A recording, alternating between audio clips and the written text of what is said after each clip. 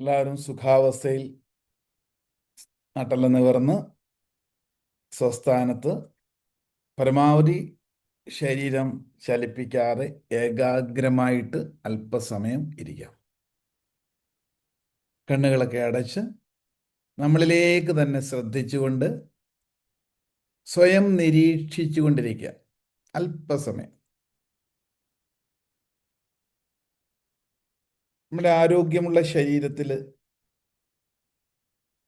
പ്രകൃതിദത്തമായ ശ്വസന പ്രക്രിയ നടക്കുന്നത് ഞാൻ അറിയുന്നു. ഒരു ശ്വാസം ഉള്ളിലേക്ക് കയറുന്നതും അത് പുറത്തേക്ക് പോകുന്നതും ഞാൻ അറിയുന്നു. യാതൊരു തടസ്സവും ഈ വേളയിൽ ഞാൻ അനുഭവിക്കുന്നില്ല. ക്ലിയറാണ്. നല്ലതുപോലെ ശ്വസിക്കുവാനും കേൾക്കുവാനും രുചിക്കുവാനും ഒക്കെ യുക്തമായ ഒരു ശരീരത്തിലാണ് ഞാൻ കുടികൊള്ളുന്നത്. ഈ പ്രപഞ്ചത്തിൻ്റെ ഭാഗമായ ഞാൻ ഒരു ശക്തിയാണ്, ഒരു എനർജിയാണ്. ഞാനത് അറിയുന്നു. ഇപ്പോഴെനിക്ക് ശരീരമില്ല, ബോധം മാത്രമാണുള്ളത്. ആ ബോധത്തിലൂടെ ഞാൻ അറിയുന്നു എനിക്കൊരു ദേഹമുണ്ട്. ആ ദേഹത്തിൽ ഞാൻ നിലകൊള്ളുന്നു. കണ്ണുകൾ അടച്ച് ആ സൈലൻസ് ഒന്ന് എക്സ്പീരിയൻസ് ചെയ്യുക, അനുഭവിക്കുക. ഈ ദേഹത്തിൽ ഞാൻ ഇരിക്കുമ്പോൾ മാത്രമാണ് ഈ ലോകത്തെ എനിക്ക് തിരിച്ചറിയുവാൻ സാധ്യമാവുകയുള്ളൂ.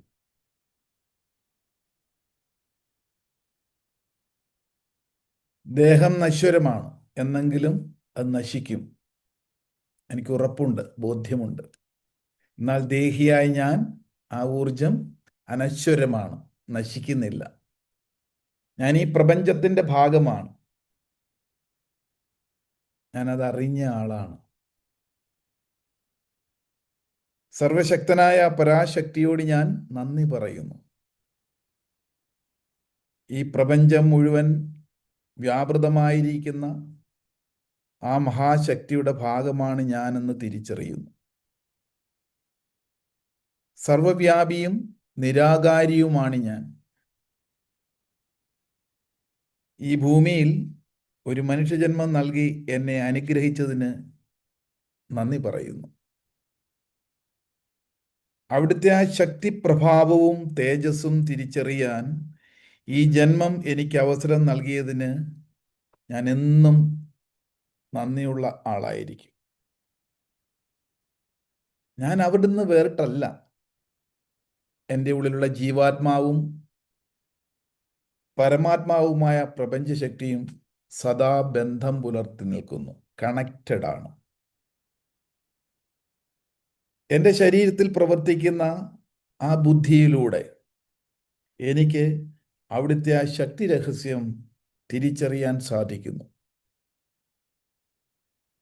എൻ്റെ ദേഹം കേവലം ഒരു ആവരണവും ഉപകരണവും മാത്രമാണ് എന്നറിയുന്നതോടൊപ്പം അത് താൽക്കാലികമായി മാത്രമുള്ളതാണെന്നും ഞാൻ അറിയുന്നു.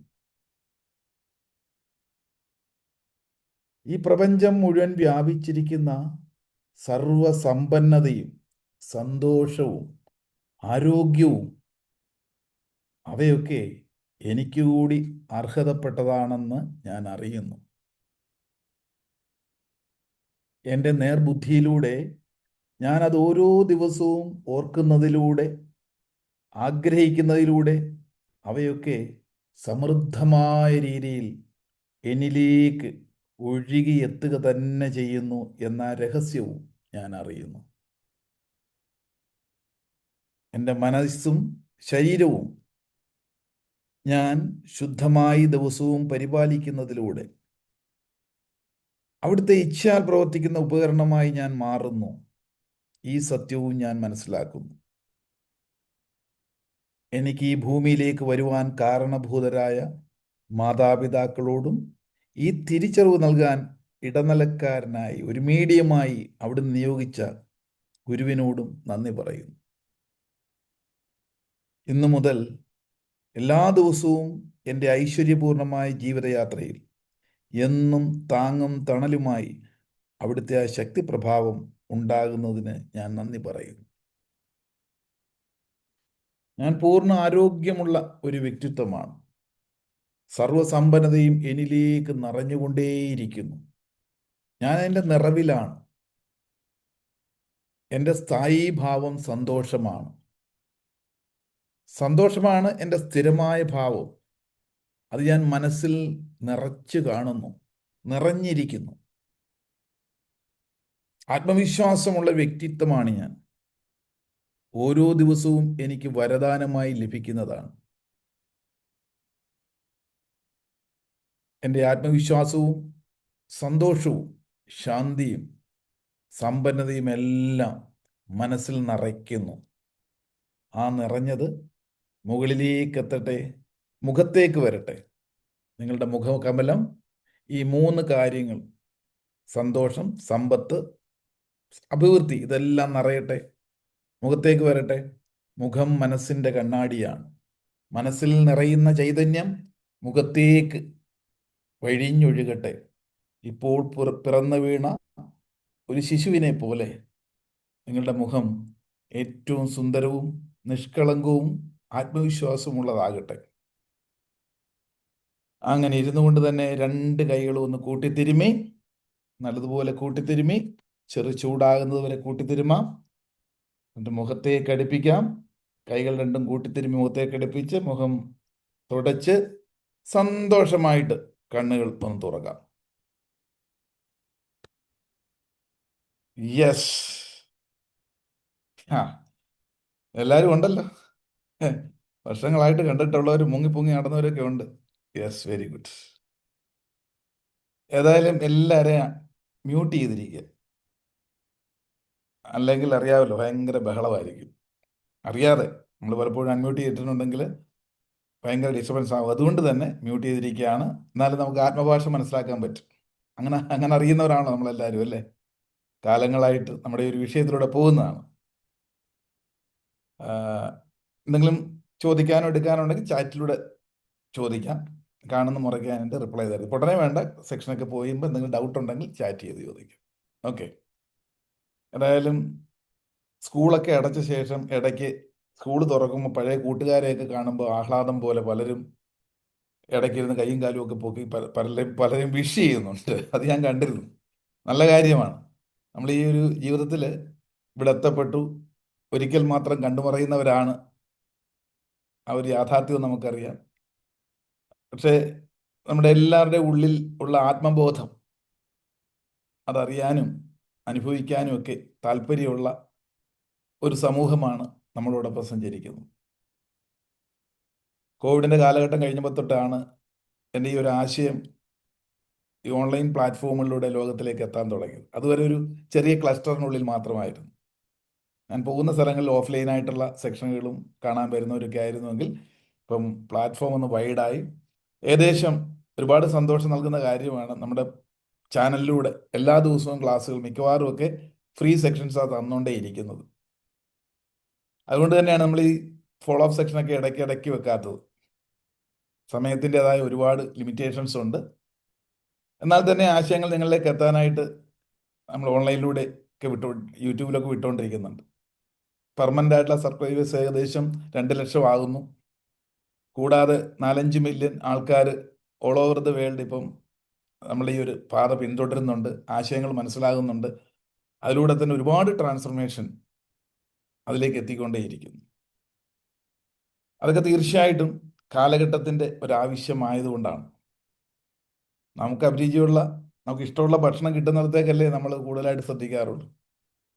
എന്ന് പറഞ്ഞതുപോലെ ഈ ഒരു വിഷയത്തിൻ്റെ പ്രസക്തി അത്രത്തോളം ഉള്ളതുകൊണ്ടാണ് ഇതേപോലൊരു കൂട്ടായ്മയിലേക്ക് നമ്മളെല്ലാവരും എത്തപ്പെട്ടത്.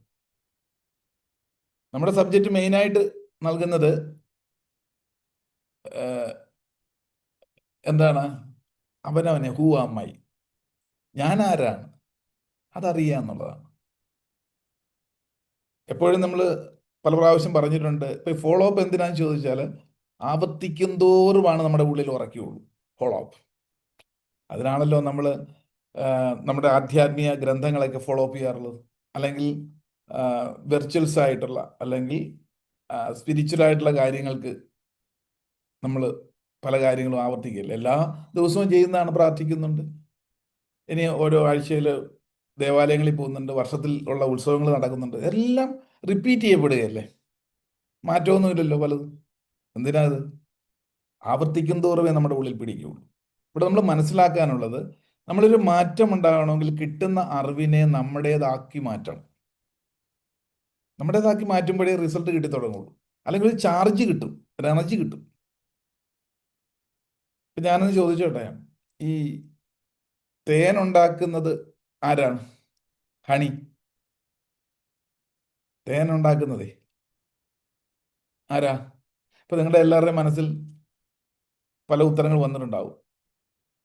തേൻ ഉണ്ടാക്കുന്നത് തേനീച്ചയാണ് എന്ന് പറയല്ലേ, ഹണി ബി, അതല്ലേ? അങ്ങനെയുള്ളവരും കൈപൊക്കിയാര്. തേനീച്ചയാണ്, യെസ്. പക്ഷെ തേൻ ഉണ്ടാക്കുന്നത് തേനീച്ചയല്ല, പുഷ്പമാണ്, പൂവാണ്. പൂവിലല്ലേ തേൻ ഉണ്ടാകുന്നു, പൂവിനെ തേൻ ഉണ്ടാക്കാനുള്ള കഴിവുള്ളൂ. യെസ്. പക്ഷേ ഈ തേൻ, പൂ ഉണ്ടാക്കുന്ന തേനിന് അധിക നാൾ ലാസ്റ്റ് ചെയ്യില്ല, പെട്ടെന്ന് കേടാവും. പക്ഷെ തേനീച്ചയിൽ നിന്ന്, തേനീച്ച അത് പ്രോസസ് ചെയ്ത് വരുന്നുണ്ട്. അത് പൂകളിൽ നിന്നും തേനീച്ച തേൻ ശേഖരിച്ച് അത് കഴിച്ച് ഒരു സ്രവത്തിൽ അതൊന്ന് മിക്സ് ചെയ്ത് അത് തുപ്പി അത് പുറത്തേക്ക്, അത് അതിന്റെ സലൈവ പോലെ പുറത്തേക്ക് വരുന്നത് കുഴമ്പ് രൂപത്തിൽ, അതോ ഒരിക്കലും നശിക്കാത്തതായി മാറും. തേൻ ഒരിക്കലും കേടാകില്ല, എത്ര നാൾ കഴിഞ്ഞാലും അതിന് അഡൾട്രേഷൻ സംഭവിക്കുന്നില്ല. തേനിനും നെയ്ക്കുള്ളൊരു ഗുണം അതാണ്, ഒരിക്കലും അത് കേടാകില്ല. അപ്പൊ തേൻ പ്രോസസ്സ് കഴിഞ്ഞ് വരികയാണ്. തേനീച്ചയാണ് പൂവിൽ നിന്നും പൂക്കളിൽ നിന്നും തേനെടുത്ത് അത് ഭക്ഷിച്ച് അത് പിന്നെ പ്രോസസ്സ് ചെയ്ത് ഒരു എൻസൈമിന് ചേർത്തിട്ട് പുറത്തേക്ക് അത് തുപ്പി വെക്കുന്ന കൂട്ടമാണ് ശരിക്കും ബഞ്ചായിട്ട് ആ തേനീച്ച കൂട്ടിലുണ്ടാകുന്നത്. അപ്പൊ തേൻ ശരിക്കും പറഞ്ഞാൽ ഉള്ളത് പൂവിലല്ലേ, പക്ഷെ അത് അതേപോലെ എടുത്തു വെച്ച് കഴിയുമ്പോൾ നശിച്ചു പോകും. ഞാൻ പറഞ്ഞു വന്നത്, സൂക്ഷ്മതലത്തിൽ ചിന്തിക്കുക. നമുക്ക് ഒരുപാട് അറിവുകളൊക്കെ കിട്ടുമ്പം അത് പൂ ഉൽപ്പാദിപ്പിക്കുന്ന തേൻ പോലെയാണ്. നമുക്ക് മീഡിയയിൽ നിന്ന് അയക്കാം, പല ഗുരുക്കന്മാരിൽ നിന്നും പുസ്തകങ്ങളിൽ നിന്നൊക്കെ അറിവുകൾ നമുക്ക് കിട്ടും, അതൊരു തേനാണ്. പക്ഷെ അത് കേടുകൂടാതെ എക്കാലവും നമുക്ക് ഉപയുക്തമാകണമെങ്കിൽ നമ്മളത് തേനീച്ചയെ പോലെ അകത്തെടുത്ത് നമ്മുടേതായ രീതിയിൽ പ്രോസസ്സ് ചെയ്യണം. നിങ്ങളുടേതായി പ്രോസസ്സ് ചെയ്ത് സൂക്ഷിച്ചു വെക്കുമ്പോൾ മാത്രമേ കാലങ്ങളോളം അത് കേടാകാതിരിക്കുകയുള്ളൂ.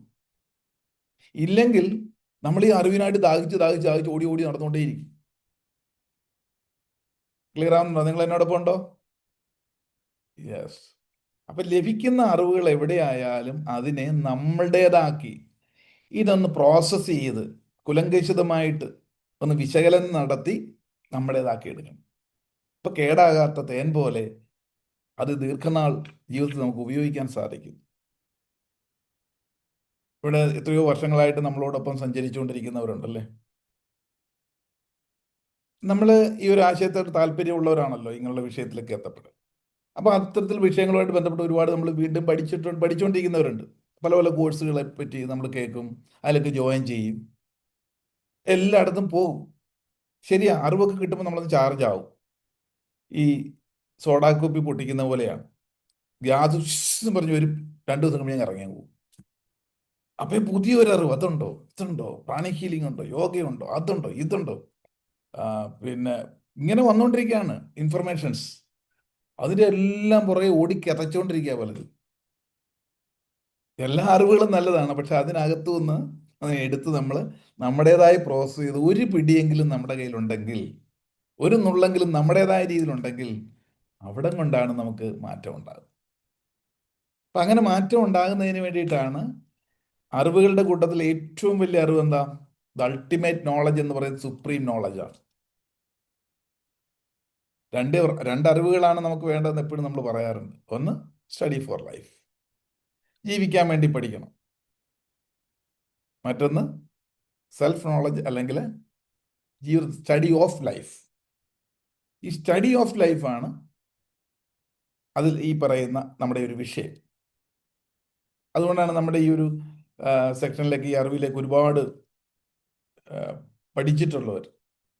ജീവിതത്തെപ്പറ്റി പഠിച്ചിട്ടില്ല, ജീവിക്കാൻ വേണ്ടി പഠിച്ച ഒരുപാട് പേര് റിട്ടയർ ആയിട്ടുള്ളവരും അല്ലെങ്കിൽ വലിയ വലിയ തലങ്ങൾ വിഹരിക്കുന്നവരൊക്കെ ഉണ്ട്. പക്ഷെ അവരുടെയൊക്കെ ട്രബിളാണ് user manual, how to operate എന്നുള്ളതിനെ പറ്റി അങ്ങനെയുള്ള പഠനങ്ങൾ നൽകുന്നില്ല. അപ്പോൾ നമ്മുടെ ഉള്ളിലുള്ള ആ ഒരു ശക്തിയെ തിരിച്ചറിയുന്ന, അല്ല യൂണിവേഴ്സുമായിട്ടുള്ള കണക്ഷൻ എങ്ങനെയെന്ന് അറിയുന്ന വ്യക്തികൾക്കാണ് ട്രാൻസ്ഫർമേഷൻ, ചേഞ്ച് അല്ലെങ്കിൽ ഒരിക്കൽ മാത്രം കിട്ടിയിരിക്കുന്ന ഈ ഒരു ജീവിതത്തിൽ ധന്യമാകുന്നു.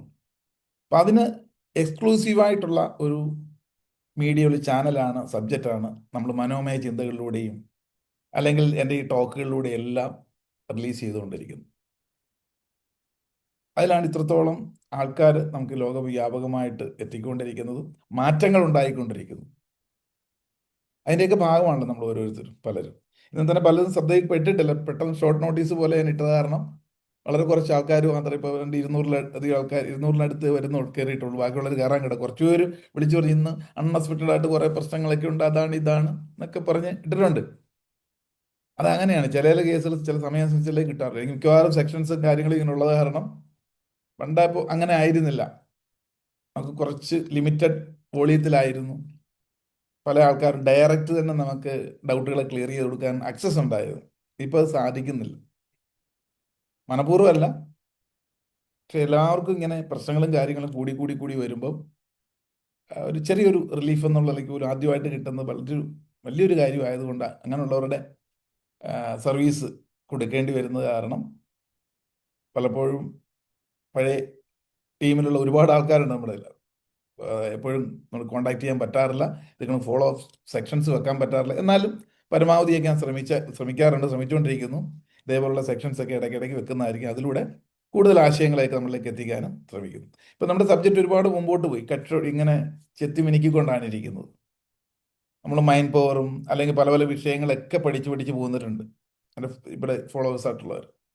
അതിലിപ്പം വന്നിരിക്കുന്നത് കൂടുതലും നമ്മൾ ഫോക്കസ് ചെയ്യുന്നത് സെൽഫായിട്ട് സാന്ത്വനപ്പെടുത്താനുള്ള, സൗഖ്യപ്പെടുത്താനുള്ള ഒരു പ്രോസസ്സിലേക്കാണ്. ഹീലിംഗ്, സെൽഫ് ഹീലിംഗ്, അത് ഓരോരുത്തരും പ്രാക്ടീസ് ചെയ്യുക, അല്ലെ ഹീലിംഗ് പ്രാക്ടീഷണേഴ്സിനെ പ്രാക്ടീസ് ചെയ്യാം. ആ ഒരു തലത്തിലേക്കാണ് ഇപ്പം നമ്മൾ സബ്ജക്റ്റ് പോയിക്കൊണ്ട്. ഇപ്പോൾ വളരെ സർവത്രികമായിട്ട് നമ്മൾ കേട്ടുകൊണ്ടിരിക്കുന്ന ഒരു ടേമാണ് ഹീലിംഗ് എന്നുള്ളത്, അല്ലേ? നമ്മുടെ പഴയ സ്റ്റുഡൻസൊക്കെ അന്നത്തെ കാലത്ത് ഇത്രയും ഉണ്ടായിരുന്നില്ല. നമ്മളിത് പഠിക്കാൻ പറ്റുമ്പോൾ ഹീലിംഗ് ഇപ്പം എല്ലാം യൂട്യൂബ് തുറന്നാലോ അല്ലെങ്കിൽ ബുക്സ് നോക്കി കഴിഞ്ഞാൽ പലവിധത്തിലുള്ള ഹീലിംഗ് മൊഡ്യൂളുകളെ പറ്റിയാണ് കാണാനുള്ളത്, നടന്നുകൊണ്ടിരിക്കുന്നത്.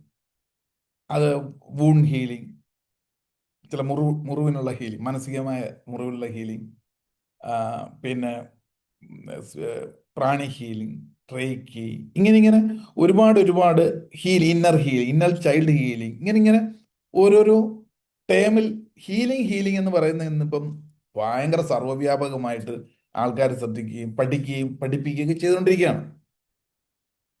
എന്താ ഇതിൻ്റെ ഒരു പ്രസക്തി, ഹീലിംഗ് എന്നുള്ള സംഭവം?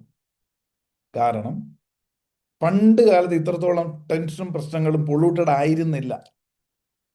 ഇന്നിപ്പോൾ നമ്മൾ കലിയുഗത്തിലാണ്, കലി സംഹാരതാണ്ഡവമാടുന്ന കലികാലത്തിൻ്റെ അവസാന കാലഘട്ടത്തിലാണ്. അപ്പം സാന്ത്വന ചികിത്സ, സൗഖ്യ ചികിത്സയ്ക്ക് പ്രാധാന്യം കൂടി. ആദ്യത്തെ കാലഘട്ടത്തിൽ പ്രശ്നങ്ങളൊക്കെ വളരെ കുറവായിരുന്നു, ആൾക്കാർ കുറവായിരുന്നു, പ്രപഞ്ചം പൊള്യൂട്ടഡ് ആയിരുന്നില്ല. അന്നും ഹീലേഴ്സ് അവതരിച്ചിരുന്നു. അന്നത്തെ ഹീലേഴ്സ് ആരായിരുന്നു? പിന്നീട് ദൈവങ്ങളായിട്ട് മാറി എന്നുള്ള.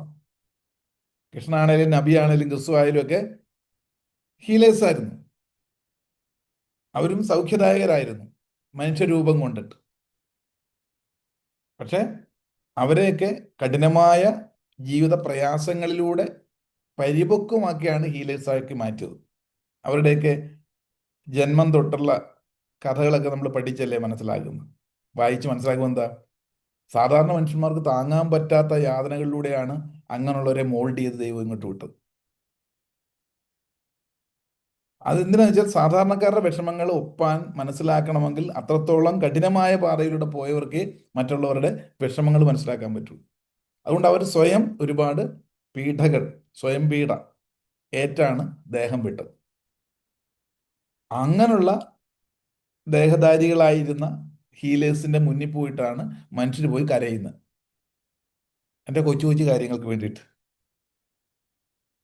ഭഗവാനെ കൃഷ്ണ, എന്നെ രക്ഷിക്കണേ, എനിക്കിത് എൻ്റെ പശുവിന് പാല് കുറഞ്ഞു, അല്ലെങ്കിൽ മോന് ജോലി കിട്ടിയില്ല, വീട്ടിൽ അതാണ് ഇതാണ് പ്രാരാബ്ദം പറയുക. കൃഷ്ണ എല്ലാം കേട്ട് ചിരിച്ചോണ്ടിരിക്കുക. എന്നാ അറിയാം, എടാ ഞാനൊന്നും അനുഭവിച്ച അത്രയും ദുരിതവും കട്ടപ്പാടും നിന്റെ ഒന്നും സ്വപ്നത്തിൽ പോലും ചിന്തിച്ചിട്ട്, അത്ര കഠിന യാതനകളിലൂടെ ഞാൻ വന്നത്. ജനിക്കുന്നതിന് മുമ്പ് തന്നെ എന്നെ വധിക്കാൻ തീരുമാനിച്ചു. ഏഹ് അപ്പോ അതിനു മുമ്പ് അതായത് മാതുലിനെ, അമ്മാവനെ കൊല്ലാൻ വരുന്ന ഘാതകൻ എന്നുള്ള രീതിയിലാണ് ഞാൻ അമ്മയുടെ വയറ്റിൽ നിന്ന് പുറത്ത് വരുന്നതിന് മുമ്പ് എനിക്ക് കിട്ടിയ പേര്. അതുകൊണ്ടാണല്ലോ കൃഷ്ണനെ മാറ്റി താമസിപ്പിക്കേണ്ടി വന്നു. അത് ജനിച്ച ശേഷവും അവിടുന്ന് എന്നെ അമ്മയിൽ നിന്ന് വേർപെടുത്തുകയാണ്. അപ്പൊ തന്നെ ഘോരം കുത്തിപ്പിടിച്ച മഴയത്ത് അവിടുന്ന് മാറ്റുന്നു. പിന്നീട് വളർന്നു വന്ന കാലഘട്ടത്തിലെല്ലാം കള്ളൻ എന്നുള്ള പേര്, പെണ്ണുപിടി എന്നുള്ള പേര്, സർവത്ര പ്രശ്നമല്ലായിരുന്നു. എന്നിട്ട് അവസാനം അമ്പേറ്റ് വേടന്റെ അമ്പേറ്റ് പിടഞ്ഞു വരികയും അങ്ങനെ യാതനകളിലൂടെ പോയ ആൾ, അത് നബി ആയാലും ക്രിസ്തു ആയാലും ഒക്കെ ഇതേപോലെ ഒരുപാട് മുറിവുകളും യാതനകളിലൂടെയാണ് അവര് കടന്നുപോയത്. അവരാണ് ഹീലേഴ്സ്. അവരുടെ അടുത്ത് പോയിട്ടാണ് നമ്മൾ ആശ്വാസം പോയി കരയുന്നത്. എന്താ, അവർക്ക് ഇപ്പൊ ജീവനോടുണ്ടായിരുന്നെ വന്ന് അടിച്ചു കൂട്ടിച്ചേനെ. നിനക്കെല്ലാം തന്നിങ്ങോട്ട് വിടുന്നുണ്ട്, നിന്റെ ഉള്ളിൽ തന്നെ ആ വലിയ സത്യം ഇരിക്കുന്നു, അതിനെ കാണാതെ നീ ഇങ്ങനെ കരഞ്ഞു പോയി നടക്കണ്ട. അങ്ങനെ കാലഘട്ടത്തിൽ മാറിയപ്പം എന്താണ് നമ്മുടെ ഉള്ള ജീവരഹസ്യമെന്ന് വെളിപ്പെടുത്തി കൊടുക്കാൻ ഒരുപാട് ഹീലിംഗ് പ്രൊസീജിയറുകൾ പ്രപഞ്ചം സ്റ്റാർട്ട് ചെയ്തു. ഇതെല്ലാം തന്നെ ആദ്യം മുതൽ നമ്മൾ ചെയ്തുകൊണ്ടിരിക്കുന്നതിൻ്റെ വ്യത്യസ്ത വെർഷനാണ്, സിംപ്ലിഫൈ ചെയ്ത് വരുന്നു. അപ്പം അതൊക്കെ അറിയാനും പഠിക്കാനും പഠിപ്പിക്കാനും ഒക്കെ ഒരുപാട് ഹീലിംഗ് സബ്ജക്റ്റുകൾ ഈ കാലഘട്ടത്തിൽ അവതരിച്ചു വന്നിരിക്കും. അതിൽ നമ്മളിവിടെ സ്വയം ഹീൽ ചെയ്യാൻ പഠിക്കുക. നമുക്കറിയാൻ പാടില്ലാത്തതുകൊണ്ടാണ് മറ്റുള്ള പല കാര്യത്തിനു വേണ്ടി നമ്മൾ പോകുന്നത്, മറ്റുള്ളവരുടെ പുറകെ പോകേണ്ടി വരും. അപ്പോൾ ഒരു സെൽഫ് നോളജ്. എന്താ സ്പിരിച്വാലിറ്റി എന്ന് പറഞ്ഞാൽ? മനഃശാസ്ത്രം എന്ന് പറഞ്ഞാൽ മനസ്സിന്റെ ശാസ്ത്രം, ശരീരശാസ്ത്രം, ജീവശാസ്ത്രം, ഭൗമശാസ്ത്രം എന്ന് പറഞ്ഞ പോലെ തന്നെ മനസ്സിന്റെ ശാസ്ത്രം. നിങ്ങൾക്ക് മനസ്സുണ്ടെങ്കിൽ മനസ്സിന്റെ ശാസ്ത്രം നിങ്ങൾ അറിഞ്ഞിരിക്കണം. അതൊരു ഹ്യൂമൻ റൈറ്റ് ആണ്. നമുക്കിത് അറിഞ്ഞില്ല, നമ്മുടെ മനസ്സിന്റെ ശാസ്ത്രം നമുക്കറിഞ്ഞില്ലല്ലോ. നമ്മുടെ അവിടെയുള്ള ട്രബിളിന് നമ്മൾ പല കാര്യങ്ങൾക്ക് പലരുടെ ഡിപ്പെൻഡ് ചെയ്യേണ്ടി വരും. നിങ്ങളുടെ മനസ്സിന്റെ ശാസ്ത്രം നിങ്ങൾക്ക് അറിഞ്ഞില്ലെങ്കിൽ. നമുക്കെല്ലാവർക്കും മനസ്സുണ്ടല്ലോ അല്ലേ? അതിന്റെ ശാസ്ത്രത്തിന്റെ കുറച്ചെങ്കിലും, ഒരുപാടൊന്നും അറിയണ്ട, കുറച്ചെങ്കിലും ഒക്കെ അറിഞ്ഞാൽ നിത്യജീവിതത്തിൽ നമുക്കതുകൊണ്ട് ആരടുത്തും പോകാതെ കറക്റ്റ് ചെയ്തെടുക്കാം. നമ്മൾ ഫസ്റ്റ് എയ്ഡ് എന്ന് കേട്ടിട്ടില്ലേ? ഫസ്റ്റ് എയ്ഡ് മെഡിക്കൽ ടൈമിൽ കേട്ടിട്ടുണ്ട്. എന്താ? പ്രഥമ ശുശ്രൂഷ. ഒരു സിവിയർ കോൺസിക്വൻസ് ഉണ്ടാകാതിരിക്കാൻ ഇനിഷ്യലി നമ്മൾ ചെയ്യുന്ന പരിചരണത്തെയാണ് ഫസ്റ്റ് എയ്ഡ് എന്ന് പറയുന്നത്. ഇത് ശരീരത്തിന്റെ കേസിൽ. എന്നാൽ മനസ്സിനും ഇതേപോലെ ഫസ്റ്റ് എയ്ഡ് നമ്മൾ പഠിച്ചിരിക്കും. സിവിയർ കോൺസിക്വൻസ് ആകുമ്പോഴാണ് എക്സ്പെർട്ടുകളുടെ അടുത്തേക്കൊക്കെ പോകേണ്ടി വരുന്നത്. ഇന്നിപ്പം ചെറിയൊരു പ്രശ്നം വരുമ്പോൾ എക്സ്പെർട്ടുകളുടെ അടുത്ത് ഓടിയേക്കുക. ടെൻഷൻ, ഡിപ്രഷൻ, ദേഷ്യം, ഭയം, മനസ്സ് വരുമ്പോൾ എല്ലാം ഓടി സൈക്കോളജിസ്റ്റ് എവിടെ, കൗൺസിലേഴ്സ് എവിടെ, ഹീലേഴ്സ് എവിടെ? ഇനി ഒന്നും പറ്റിയില്ലെങ്കിൽ എന്നെ ഇങ്ങോട്ട് വിട്ട ഒരു ദൈവം ഉണ്ടല്ലോ, പുള്ളിയടുത്ത് പോയി പറയാം. അമ്പലത്തിലോട്ട് ഓടുന്നു, പള്ളിയിലോട്ട് ഓടുന്നു, അവിടെ ഭജനം ഇരിക്കുന്നു. ഇതെല്ലാം എന്താ? റിപ്പയറിംഗ് സെന്ററുകളാണ്. ഇനിയിപ്പോൾ കർക്കിടക മാസം വരാൻ പോവാണ്, ആയി തുടങ്ങുന്നു. കേരളത്തിലെ സ്ഥിതി അറിയാമല്ലോ. കർക്കിടക മാസം ആകുമ്പോഴാണ് ഈ ആത്മാക്കൾ വരുന്നത്. ആത്മാക്കളുടെ മാസമാണ്. അപ്പോഴാണ് ഭയം വരുന്നത്. ഭയം വരുമ്പോഴോ അമ്പലങ്ങൾ തോറും ഓട്ടമാണ്. ചിലർക്ക് ഒരു അമ്പലമല്ല, വണ്ടി പിടിച്ചാ പോകുന്നത്. ഓടി നടന്നാണ് പരിഹാരത്തിന് പോകുന്നത്. അപ്പം ഇതെല്ലാം കാരണം നമ്മളെ ഹീൽ ചെയ്യാൻ നമ്മളൊന്ന് പഠിക്കാത്തതുകൊണ്ടാണ്. അത് പഠിച്ചാലോ അവിടെ നിന്നൊക്കെ കൂടുതൽ നമുക്ക് പ്രയോജനം ഉണ്ടാക്കാം. നമ്മുടെ സിസ്റ്റം ഒന്നും മോശമല്ല. എല്ലാ മതങ്ങളിലും ഉള്ള റിലീജിയസ് ആയിട്ടുള്ള ആക്ടിവിറ്റി എല്ലാം നമ്മുടെ മനസ്സിനെ പ്യൂരിഫൈ ചെയ്യാനും ശക്തി കൂട്ടാനുമാണ്. അങ്ങനെയുള്ള ടൂൾസുകളാണ്, കേന്ദ്രങ്ങളാണ്. അതിനൊക്കെ അതായിട്ട് ഉപയോഗിക്കണം. അല്ല അവിടെ പോയി ബ്ലൈൻഡായിട്ട് പോയി പലതും കാട്ടിക്കൂട്ടിയാൽ അത് ഗുണത്തെക്കാളേറെ ദോഷം ഉണ്ടാകും. ഇതറിഞ്ഞാലേ ശരിയായ രീതിയിൽ ആത്മീയ പാതയിൽ ഹീലിംഗ് നമുക്ക് ഉണ്ടാകുകയുള്ളൂ. സ്വാന്തനം ഉണ്ടാവുകയുള്ളൂ, സമാശ്വാസം ഉണ്ടാകുകയുള്ളൂ. അപ്പം അതിൻ്റെ സയൻസാണ് സ്പിരിച്വൽ സയൻസ്.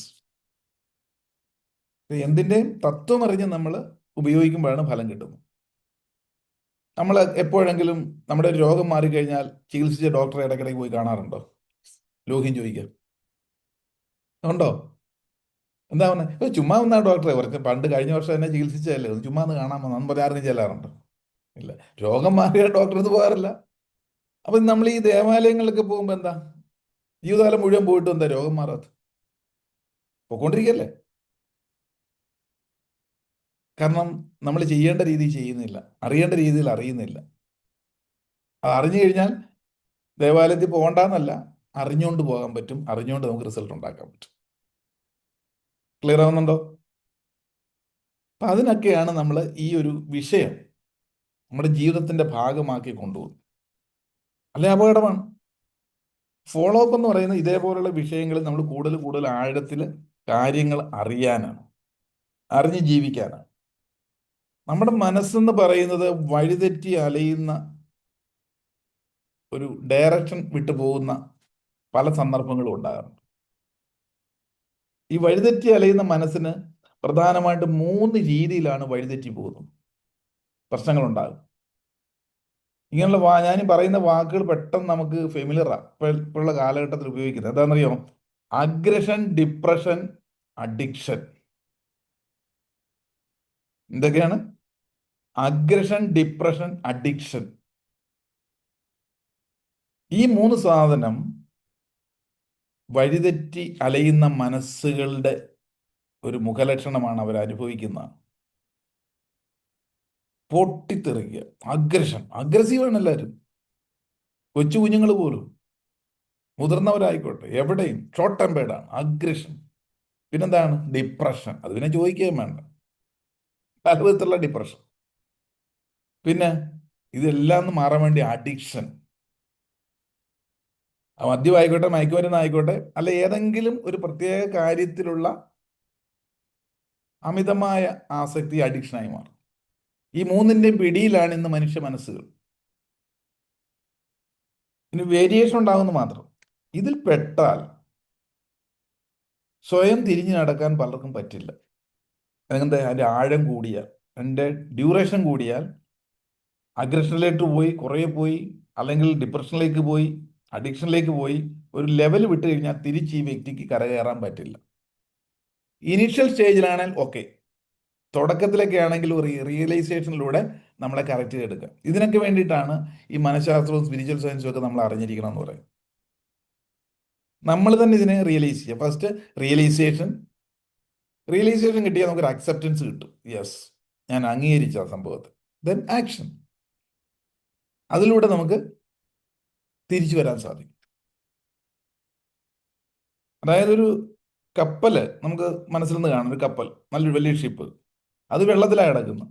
വെള്ളം എത്ര ഉണ്ടെന്ന് പറഞ്ഞാലും കപ്പൽ പൊങ്ങിയാണ് കിടക്കുന്നത്, കപ്പലിന് പ്രശ്നമില്ല. പക്ഷേ ഈ വെള്ളം അകത്ത് കയറിയാലോ? ഈ വെള്ളം കപ്പലിനകത്ത് കയറി കഴിഞ്ഞാൽ കപ്പൽ മുങ്ങും. നമ്മുടെ ജീവിതം മുങ്ങാൻ കാരണം പ്രശ്നങ്ങൾ, പുറത്തെ പ്രശ്നങ്ങൾ അകത്തേക്ക് വലിച്ചു കയറ്റുമ്പോഴാണ്.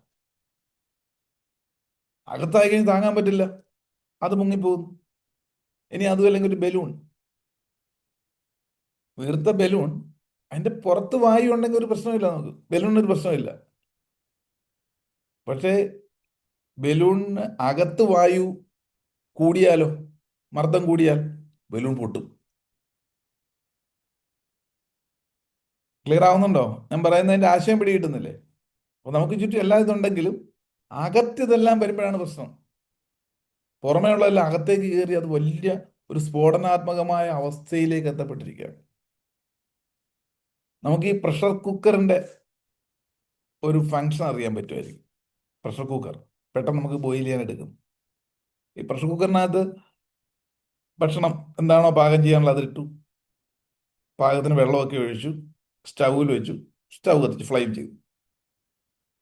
ഓക്കെ, അതിങ്ങനെ കത്തി ചൂടായി വരുമ്പം പ്രഷർ കുക്കറിനകത്ത് എന്താ, ആവി കൊണ്ട് പ്രഷർ കയറുകയല്ലേ.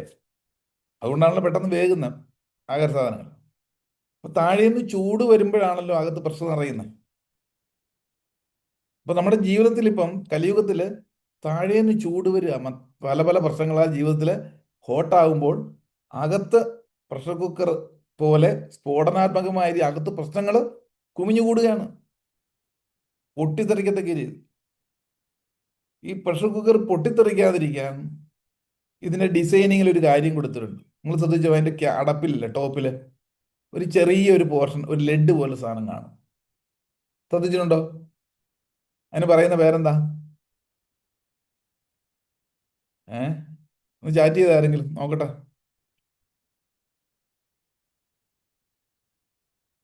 പ്രഷർ കുക്കർ ഉപയോഗിക്കുന്നവരല്ലേ? ആ, ദിവസം അതിനായിട്ടുള്ള പരിപാടിയാണല്ലോ. ആ യെസ്, എന്താണെന്ന് അറിയാമോ? Safety valve. ആ, വെരി ഗുഡ്, സേഫ്റ്റി വാൽവ്. വിസിലിന് മുകളിൽ, വിസിലിന് താഴെ വിസിൽ വെച്ചിട്ടുണ്ട്. അതെന്തിനാ? വിസിൽ എന്തിനാ? ഈ സംഗതി അങ്ങോട്ട് ആവിയായി പ്രഷർ കൂടി വരുമ്പം ആ വിസിലാണല്ലോ വെയിറ്റ്, അതങ്ങോട്ട് റിലീസ് ചെയ്തിട്ട് പ്രഷർ റിലീസ് ചെയ്യും, അല്ലേ? ഓരോ ഫുഡിനും നമുക്കറിയാം ഇത്ര വിസിലിന് പാകമാകുമെന്ന്. അപ്പം ഈ വിസിൽ വെച്ചിരിക്കുന്നത് എന്തിനാണ്? പ്രഷർ ഇതായി കഴിയുമ്പം ഓട്ടോമാറ്റിക്കായിട്ട് പ്രഷർ റിലീസ് ചെയ്ത് ബാലൻസ് ചെയ്യും. അപ്പം 3-4 വിസിൽ കഴിയുമ്പോൾ നമ്മൾ എന്ത് ചെയ്യും? അത് ഓഫ് ചെയ്തു. ഇപ്പം നോർമൽ ഫങ്ഷൻ അതാണ്. എന്നാൽ ചില വേളയിൽ നമ്മൾ ഈ ഉപയോഗിച്ച് ശ്രദ്ധിക്കാതെ മര്യാദ ക്ലീൻ ഒന്നും ചെയ്തില്ലെങ്കിൽ, ഈ വിസിൽ വെച്ചിരിക്കുന്ന സാധനം ഒന്ന് അഴിച്ച് ക്ലീൻ ചെയ്തില്ലെങ്കിൽ അവിടെ സ്റ്റക്കായിരിക്കും. അപ്പോൾ എന്ത് ചെയ്യും? ആഹാരം പാകം ചെയ്ത് പ്രഷർ വരുമ്പം വിസിൽ പ്രോപ്പറായിട്ട് ഫങ്ഷൻ ചെയ്യില്ല. ഫങ്ഷൻ ചെയ്യാതെ വരുമ്പോൾ എന്താ സംഭവിക്കുന്നത്? താഴെ ചൂട് വരുന്നു, അകത്ത് ബോയിലായി, പ്രഷർ ബിൽഡപ്പ് ചെയ്യുന്നു. അങ്ങനെ ബിൽഡപ്പ് ചെയ്ത് വരുന്ന സമയത്ത് വിസിൽ വർക്ക് ചെയ്യുന്നില്ല, ഇത് പൊട്ടിത്തെറിക്കാം. പൊട്ടിത്തെറിക്കാതിരിക്കാനാണ് അതിൻ്റെ ടോപ്പിലെ മാർദ്ദവമായ ഒരു സ്ഥലമുണ്ട്, സേഫ്റ്റി വാൽവ്. അതങ്ങ് അടിച്ചു കൂട്ടി. അവസാനം പരിപ്പൊക്കെ സീലിങ്ങിലായിരിക്കും. കണ്ടിട്ടില്ലേ? അങ്ങനെ തെറിച്ച് പോയില്ലെങ്കിൽ ഇവിടെ പൊട്ടിത്തെറി ഉണ്ടാവും, അപകടം ഉണ്ടാവും, ജീവഹാനി ഉണ്ടാവും. അത് വരാതിരിക്കാനുണ്ട് സേഫ്റ്റി വാൽവ്. ഇതേപോലെ നമ്മുടെ ജീവിതവും ഉള്ള കാലഘട്ടത്തിൽ പ്രഷർ കുക്കർ പോലെയാ. പാകമാക്കി ജീവിതം ഇങ്ങനെ പോകുമ്പോൾ അടിയിൽ നിന്ന് പല വിധത്തിലുള്ള ചൂടുകൾ വരും. എന്നാൽ എത്ര ചൂട് വന്നാലും ആഹാരം പാകമായി കിട്ടുന്നത് വരെ പ്രഷർ പ്രോപ്പറായിട്ട് റിലീസ് ചെയ്ത് പോകാനുള്ള വിസിൽ കറക്റ്റ് ഫങ്ഷൻ ചെയ്തില്ലെങ്കിൽ അപകടമാണ്. ഈ കറക്റ്റായിട്ട് ഓപ്പറേറ്റ് ചെയ്യിക്കുന്ന മെത്തേഡാണ് നമ്മൾ എപ്പോഴും മനസ്സിലാക്കേണ്ടതും പഠിക്കേണ്ടത്. പ്രശ്നങ്ങളെ ഒരിക്കലും നമുക്ക് ഇല്ലാതാക്കാൻ പറ്റില്ല. ജീവിതമാകുമ്പോൾ പ്രശ്നങ്ങളുണ്ടാവും. ഏറ്റക്കുറച്ചിലിങ്ങനെ വന്നുകൊണ്ടിരിക്കില്ലേ? വരും പോവും, വരും പോവും. ഇതില്ലെങ്കിൽ ജീവിതമില്ല, അതിൻ്റെ രസവുമില്ല. നമ്മളെപ്പോഴും പോയി പ്രാർത്ഥിക്കുന്നതാണ്, എൻ്റെ ദൈവമേ എനിക്ക് പ്രശ്നങ്ങളൊന്നുമില്ല, സ്റ്റഡിയായിട്ട് പോകണേ, സ്റ്റഡിയായിട്ട് പോകണേ. മണ്ടത്തരമാണ്, അങ്ങനെ പ്രാർത്ഥിക്കരുത്. സ്റ്റഡിയായിട്ട് പോയാൽ എന്താ അവസ്ഥ? നമ്മൾ ECG മെഷീൻ കണ്ടിട്ടുണ്ട്, അതിന് ഗ്രാഫ്. ഒരു വ്യക്തിക്ക് ആരോഗ്യമുണ്ടെങ്കിൽ ജീവനുണ്ടത് ഇങ്ങനെ സിഗ്സാഗ് പോലെ ഇങ്ങനെ ഇങ്ങനെ പോകണ്ടേ, അല്ലേ? പോയി പ്രാർത്ഥിക്കുക, സ്റ്റഡിയായിട്ട് പോണേ. നേരെ രേഖയിലങ്ങാവും, ആള് വടിയാവും. മരിച്ചു കഴിയുമ്പോഴാണ് ECG റീഡിങ് സ്ട്രൈറ്റ് ആയിട്ട് കിടക്കുന്നത്. ഒരു പ്രശ്നമില്ല, പിന്നെ ആള് പോയല്ലോ. അതുകൊണ്ട് ജീവിതമാകുമ്പം നമ്മൾ ഏറ്റക്കുറച്ചിലോട് കൂടി തന്നെയാണ് ലൈഫ് പോകുന്നത് മനസ്സിലാക്കണം. അതിനെ എങ്ങനെ മാനേജ് ചെയ്യണം എന്നുള്ളതാണ് നമ്മൾ അറിഞ്ഞിരിക്കുന്നത്. അതിനെയാണ് നമ്മുടെ വിഷയം എപ്പോഴും പഠിപ്പിക്കുന്നത്. ആ വിസിറ്റ് കറക്റ്റായിട്ട് ഫങ്ഷൻ ചെയ്യിക്കാൻ അവനവന് പറ്റണം. നമ്മൾ വർക്ക്ഷോപ്പിൽ കൊടുക്കേണ്ടി വരരുത്. ആ പൊട്ടിത്തെറി ഒഴിവാക്കാൻ പറ്റണം. അതിനാണ് ഡിഫറെൻറ്റ് ടൈപ്പുള്ള മൊഡാലിറ്റികൾ, മനഃശാസ്ത്രവും ആത്മീയശാസ്ത്രവും നമ്മൾ പഠിക്കുമ്പോഴാണ് ഏത് പ്രതിസന്ധി വന്നാലും പ്രഷർ കുക്കറിൻ്റെ വിസിൽ പോലെ പ്രോപ്പർ ഫങ്ഷനിലായിരിക്കണം. ഇനി ചിലർക്ക് അത് പറ്റണമെന്നില്ല. ജീവിതത്തിൽ ഒരു കാരണവശാലും രക്ഷപ്പെടാൻ പറ്റാത്ത രീതിയിലുള്ള സാഹചര്യങ്ങൾ ഉരുണ്ടുകൂടുന്നു, അല്ലെങ്കിൽ ചില റിലേഷൻഷിപ്പ് പ്രശ്നം ഉണ്ടാകുന്നു. ഇങ്ങനെയൊക്കെ വരുമ്പം പ്രോപ്പർ ഫങ്ഷൻ ആകില്ലല്ലോ, അല്ലേ? പിന്നെ സ്മൂത്തായിട്ട് അപകടം ഇല്ലായിരിക്കണം എന്ത് ചെയ്യണം? ആ സേഫ്റ്റി വാൽവ് എടുത്തും കളയണം. സേഫ്റ്റി വാൽവ് എടുത്തു കഴിഞ്ഞാൽ എന്താ ഗുണം? എന്താ? താഴെയും ചൂട് വന്നുകൊണ്ടിരിക്കും, അകത്ത് സംഗതിയൊക്കെ കിടന്ന് വെന്നുകൊണ്ടിരിക്കും, പൊട്ടിത്തെറിക്കില്ല. ഇപ്പം നമ്മുടെ അടുത്തൊക്കെ വരുമ്പോൾ ചെയ്യുന്ന പരിപാടി അതാണ്. ഒരു വ്യക്തിയുടെ പ്രശ്നങ്ങൾ എന്തെങ്കിലും ഉണ്ടെങ്കിൽ പരമാവധി റിപ്പയർ ചെയ്യാൻ നോക്കും. പറ്റാത്തതാണെങ്കിൽ അവരുടെ സേഫ്റ്റി വാൽവ് എടുത്ത് കളയാനുള്ള ആത്മശക്തി കൊടുക്കും. നിങ്ങൾ എന്നോടൊപ്പം ഉണ്ടോ? സംഭവം ഇത്രയേ ഉള്ളൂ. മനുഷ്യന്റെ നിയന്ത്രണത്തിലുള്ള പ്രശ്നങ്ങളും ജീവിതത്തിൽ ഉണ്ടാവും, അല്ലാത്തതും ഉണ്ടാവും. മനുഷ്യന് തന്നെ കൈകാര്യം ചെയ്യാൻ പറ്റുന്ന പ്രശ്നങ്ങളും ജീവിതത്തിലുണ്ടാവും. അതിനെ നമ്മുടെ ഇന്റലക്ച്വൽ ഇന്റർവെൻഷനിലൂടെ കാര്യം മനസ്സിലാക്കി ആ സോൾവ് ചെയ്യണം. അതിനപ്പുറം ഉള്ളതിന് എന്ത് ചെയ്യാൻ പറ്റും? അതിനും പരിഹാരമുണ്ട്. പരിഹാരമില്ലാത്ത ഒരു പ്രശ്നവുമില്ല. ഒരു പൂട്ടുണ്ടെങ്കിൽ അതിനൊരു താക്കോലുമുണ്ട്. ഒരു താഴുണ്ടെങ്കിൽ അതിനൊരു താക്കോലുമുണ്ട്. ആ പ്രോപ്പർ താക്കോൽ ഇടുമ്പോൾ മാത്രമേ ആ പൂട്ട് തുറക്കാൻ പറ്റൂ. ഇപ്പം മനുഷ്യന്റെ നിയന്ത്രണത്തിലല്ലാത്ത കാര്യങ്ങളും ജീവിതത്തിൽ സംഭവിക്കാറില്ലേ? ഒരു മരണം നമ്മുടെ കയ്യിലാണോ? ഒരു രോഗം, അപ്രതീക്ഷിതമായിട്ട് വരുന്ന ചില കടക്കിണികൾ നമ്മുടേതല്ലാത്ത കാരണത്താൽ സംഭവിക്കുന്നു. അങ്ങനെ ചില വാക്കുകളൊക്കെ കേട്ടില്ലട്ടെ നമ്മൾ. അത് വിവാഹത്തിന്റെ മാട്രിമോണിയലായിരിക്കും കൂടുതൽ കണ്ടിരിക്കുന്നത്. തൻ്റേതല്ലാത്ത കാരണത്താൽ വിവാഹബന്ധം വേർപെടുത്തേണ്ടി വന്ന സുമുഖനും സുന്ദരനുമായ ചെറുപ്പക്കാരൻ. തനിക്ക് കുഴപ്പമൊന്നുമില്ല. അപ്പൊ തൻ്റേതല്ലാത്ത കാരണത്താൽ പലരും അനുഭവിക്കുന്നതിന് എന്താ? ഒറ്റ പരിഹാരമേ ഉള്ളൂ: മനസ്സിന് ശക്തി കൂട്ടുക. ഒരു മരണം നമ്മുടെ കയ്യിലല്ല, ഒരു രോഗം പലപ്പോഴും നമ്മുടെ കയ്യിലല്ല. പക്ഷെ നമ്മൾ അതിലൊക്കെ പെട്ട് ഡീപ്പിലേക്ക് പോകും. അവിടെ തരണം ചെയ്യണമെങ്കിൽ മനസ്സിന് ശക്തി കൂട്ടുക. ആദ്യത്തേന് ബുദ്ധി ഇടപെട്ട് പരിഹരിക്കേണ്ടതാണ്. നമുക്ക് മനുഷ്യനെ കൊണ്ട് നടക്കാൻ പറ്റാത്ത കാര്യത്തെപ്പറ്റി നമ്മൾ ആലോചിച്ചിരുന്ന് തുടർന്നുള്ള ജീവിതം പുകച്ചു കളഞ്ഞിട്ട് കാര്യമുണ്ടോ? നമ്മുടെയൊക്കെ ജീവിതത്തിലെ പ്രശ്നം താങ്ങാൻ പറ്റാതെ ലോഡ് കൂടുന്നതിന്റെ കാരണം എന്താ? പുറത്തുള്ളതെല്ലാം വലുതാണ്. ഞാൻ നേരത്തെ പറഞ്ഞ പോലെ, പുറത്തുള്ള പ്രശ്നം ചെറുതാകണമെങ്കിൽ അകം വലുതാക്കണം. നമുക്ക് സ്വാതന്ത്ര്യമുള്ള അകം ലോകമാണ്. നിങ്ങൾക്ക് സ്വന്തമായിട്ടുള്ള നിങ്ങളുടെ മനസ്സിനെ ശരിയായി മനസ്സിലാക്കി അതിനെ അപ്ഗ്രേഡ് ചെയ്താൽ പുറത്തുള്ളതെല്ലാം ചെറുതാവും. ഒരു ജോലിയിൽ പ്രവേശിക്കുന്നു, അവിടുത്തെ ഫങ്ഷനിങ്, അവിടുത്തെ മറ്റുള്ള കൊളീഗ്സ്, അതൊന്നും എന്നെ താങ്ങാൻ പറ്റുന്നില്ല, ജോലിക്ക് പോകാൻ പറ്റുന്നില്ല. നമ്മളതിനെപ്പറ്റി പഠിച്ചാകും വലുതാക്കിയാലോ പുറത്തുള്ളതെല്ലാം ചെറുതാണ്. ഇതേപോലെ ജീവിതത്തിലുള്ള ചുറ്റുമുള്ള ഏത് പ്രശ്നവും പലർക്കും ചെറിയ ചെറിയ കാര്യങ്ങളോട് താങ്ങാൻ പറ്റുന്നില്ല. കാരണം അകം ചെറുതാണ്. ഇമ്മ്യൂണിറ്റി പവർ, മനസ്സിന്റെ ഇമ്മ്യൂണിറ്റി പവർ കുറവാണെങ്കിൽ പുറത്തുള്ള പ്രശ്നങ്ങളെല്ലാം നമ്മുടെ വലുതാകും. അപ്പൊ അതിനെ പ്രാക്ടീസ് ചെയ്യല്ലേ വേണ്ടത്. അല്ല അതിന് പകരം അയ്യോ എൻ്റെ ഇന്നയാൾ മരിച്ചുപോയി, ശരിയാ, മനുഷ്യമായ വിഷമം നമുക്കുണ്ടാകും, തീർച്ചയായിട്ടും ദുഃഖങ്ങളും പ്രയാസങ്ങളും ഉണ്ടാവും. പക്ഷെ അത് പരിധിയിൽ കൂടുതൽ നമ്മുടെ ഉള്ളിലേക്ക് കൊടുത്ത് സപ്രഷൻ കൊടുത്ത് നിലവിലുള്ള ജീവിതം നയിക്കുകയല്ല, നശിപ്പിച്ച് കളയുകയല്ല ചെയ്യേണ്ടത്. റിയലൈസ് ചെയ്യുക, ദെൻ അക്സെപ്റ്റ് ചെയ്യുക. പിന്നെ നമ്മൾ കുറേശ്ശെ സ്വാഭാവികമായ തലത്തിലേക്ക് മാറി ബാലൻസ് ചെയ്യാൻ പറ്റണം. ഇതിനൊക്കെയാണ് നമ്മുടെ ഈ ഒരു വിഷയം പഠിക്കണമെന്നും മനസ്സിലാക്കണമെന്നും ഫോളോ അപ്പ് ചെയ്യണമെന്നും പ്രാക്ടീസ് ചെയ്യണമെന്ന് പറയാം. നമ്മൾ ആ ഒരു പാതയിലൂടെയാണല്ലോ പോയിക്കൊണ്ടിരിക്കുന്നത്. സോ നേരത്തെ പറഞ്ഞ പോലെ പ്രഷർ കുക്കർ പോലുള്ള സംഭവമാണ്. ഇതില് ഭഗവത്ഗീതയില് അർജുനൻ കൃഷ്ണനോട് ഇങ്ങനെ ചോദിക്കുകയുണ്ടായി. എന്താണെന്നറിയാമോ? ഹേ കൃഷ്ണ, ഹേ ഭഗവാൻ, മനുഷ്യ മനസ്സിനെ പിടിച്ചു കെട്ടാൻ പറ്റുമോ? അതൊരു കൊടുങ്കാറ്റ് പോലെയല്ലേ, എപ്പോ വരും എപ്പോ പോകുമെന്ന് പറയാൻ പറ്റും, നമ്മുടെ നിയന്ത്രണത്തിലൊന്നും അല്ലല്ലോ. അപ്പൊ അതിനെന്താ പരിഹാരം എന്ന് അർജുനൻ കൃഷ്ണനോട് ചോദിക്കുക. ഭഗവത്ഗീത എന്ന് പറഞ്ഞാൽ തന്നെ സംവാദമാണ്, എന്ന് പറഞ്ഞാൽ ചോദ്യോത്തരങ്ങളാണ്, ചോദ്യങ്ങൾക്കുള്ള പരിഹാരം, ഉത്തരം തേടലാണ്. ഭഗവാൻ എന്ന് പറയുന്നത്, ശ്രീകൃഷ്ണൻ എന്ന് പറയുന്ന പ്രപഞ്ച ശക്തിയും അർജുനനോ അല്ലെ അതിലെ കഥയും കഥാപാത്രങ്ങളും മനുഷ്യ ജീവിതമായിട്ട് ബന്ധപ്പെട്ടതാണ്. അപ്പൊ ഇത് തമ്മിലുള്ള ഒരു ക്ലാരിഫിക്കേഷനാണ് ഭഗവത്ഗീതയിൽ തരുന്നത്. സൈക്കോളജിക്കൽ ടെസ്റ്റാണ്, മനഃശാസ്ത്രപരമായ ഗ്രന്ഥമാണ്. അപ്പൊ ഈ അർജുന്റെ ഈ ചോദ്യത്തിന് ഭഗവാൻ പറഞ്ഞത് തീർച്ചയായിട്ടും പരിഹാരമുണ്ട്, തീർച്ചയായിട്ടും പരിഹാരമുണ്ട്. കൊടുങ്കാറ്റ് പോലെ പായുന്ന മനസ്സിനെ തളയ്ക്കാൻ പരിഹാരമുണ്ട്. പരിഹാരമില്ലാത്തൊരു പ്രശ്നമില്ല.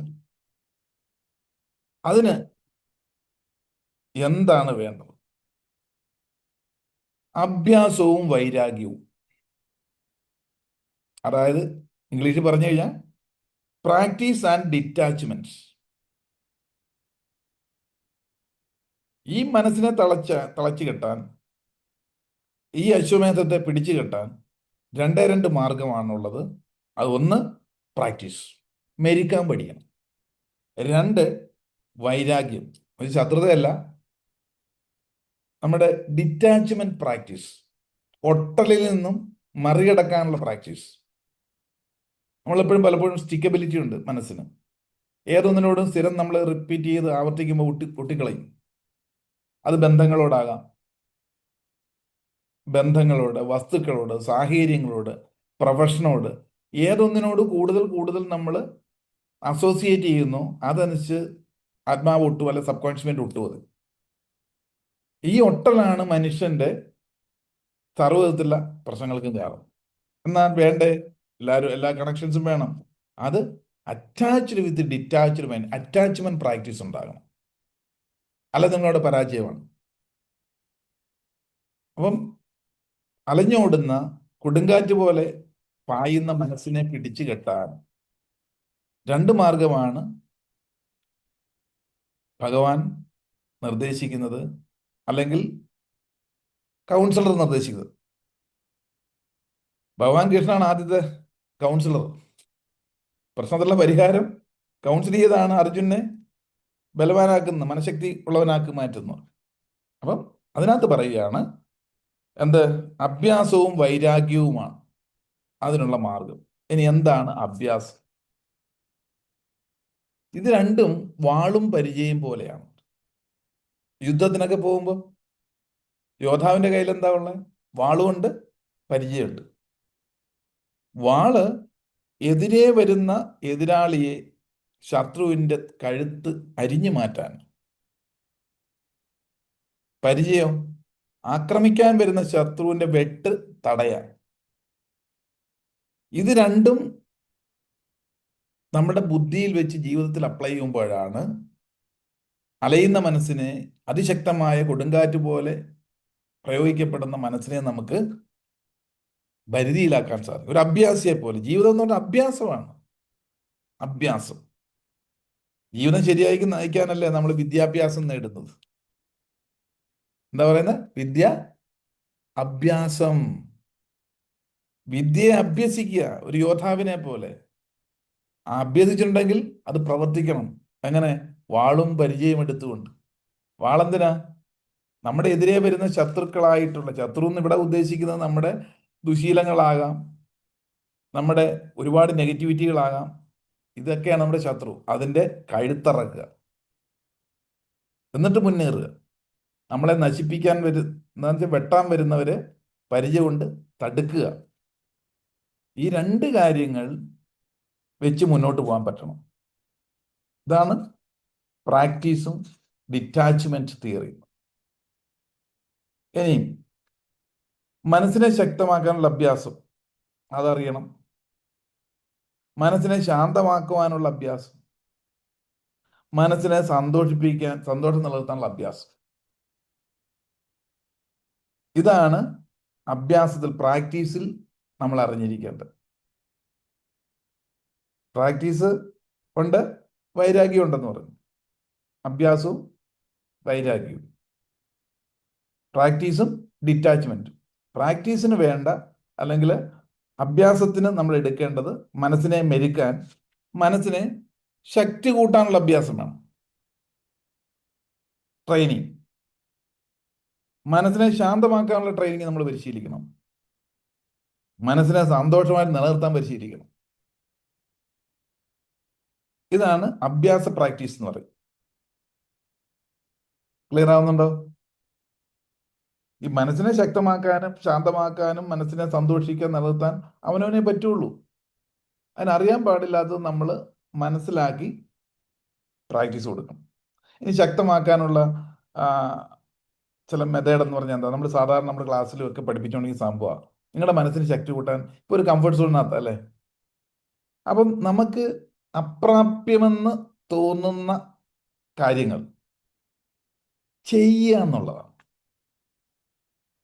ഇപ്പം നിങ്ങളുടെ കയ്യിൽ സോഫ്റ്റ് ആണ് ഇപ്പോൾ എന്ന് വിചാരിക്കും. ഒരാൾ കമ്പ്യൂട്ടറിൽ വർക്ക് ചെയ്യുക, ഓഫീസിൽ വർക്ക് ചെയ്യുന്ന ആളാണ്. അയാൾ സാധാരണ വലിയ ഹാർഡ് ഒബ്ജക്റ്റ് ഒന്നും എടുക്കുന്ന ആളല്ല. അതുകൊണ്ട് കൈ വളരെ സോഫ്റ്റ് ആണ്. ഈ ആൾക്ക് ഒരു ഗാർഡൻ വീട്ടിൽ സ്വന്തമായിട്ട് കൃഷിയിടമൊക്കെ ഉണ്ട്. അയാൾക്കപ്പം കൃഷി ചെയ്യാനൊക്കെ താല്പര്യമുണ്ട്.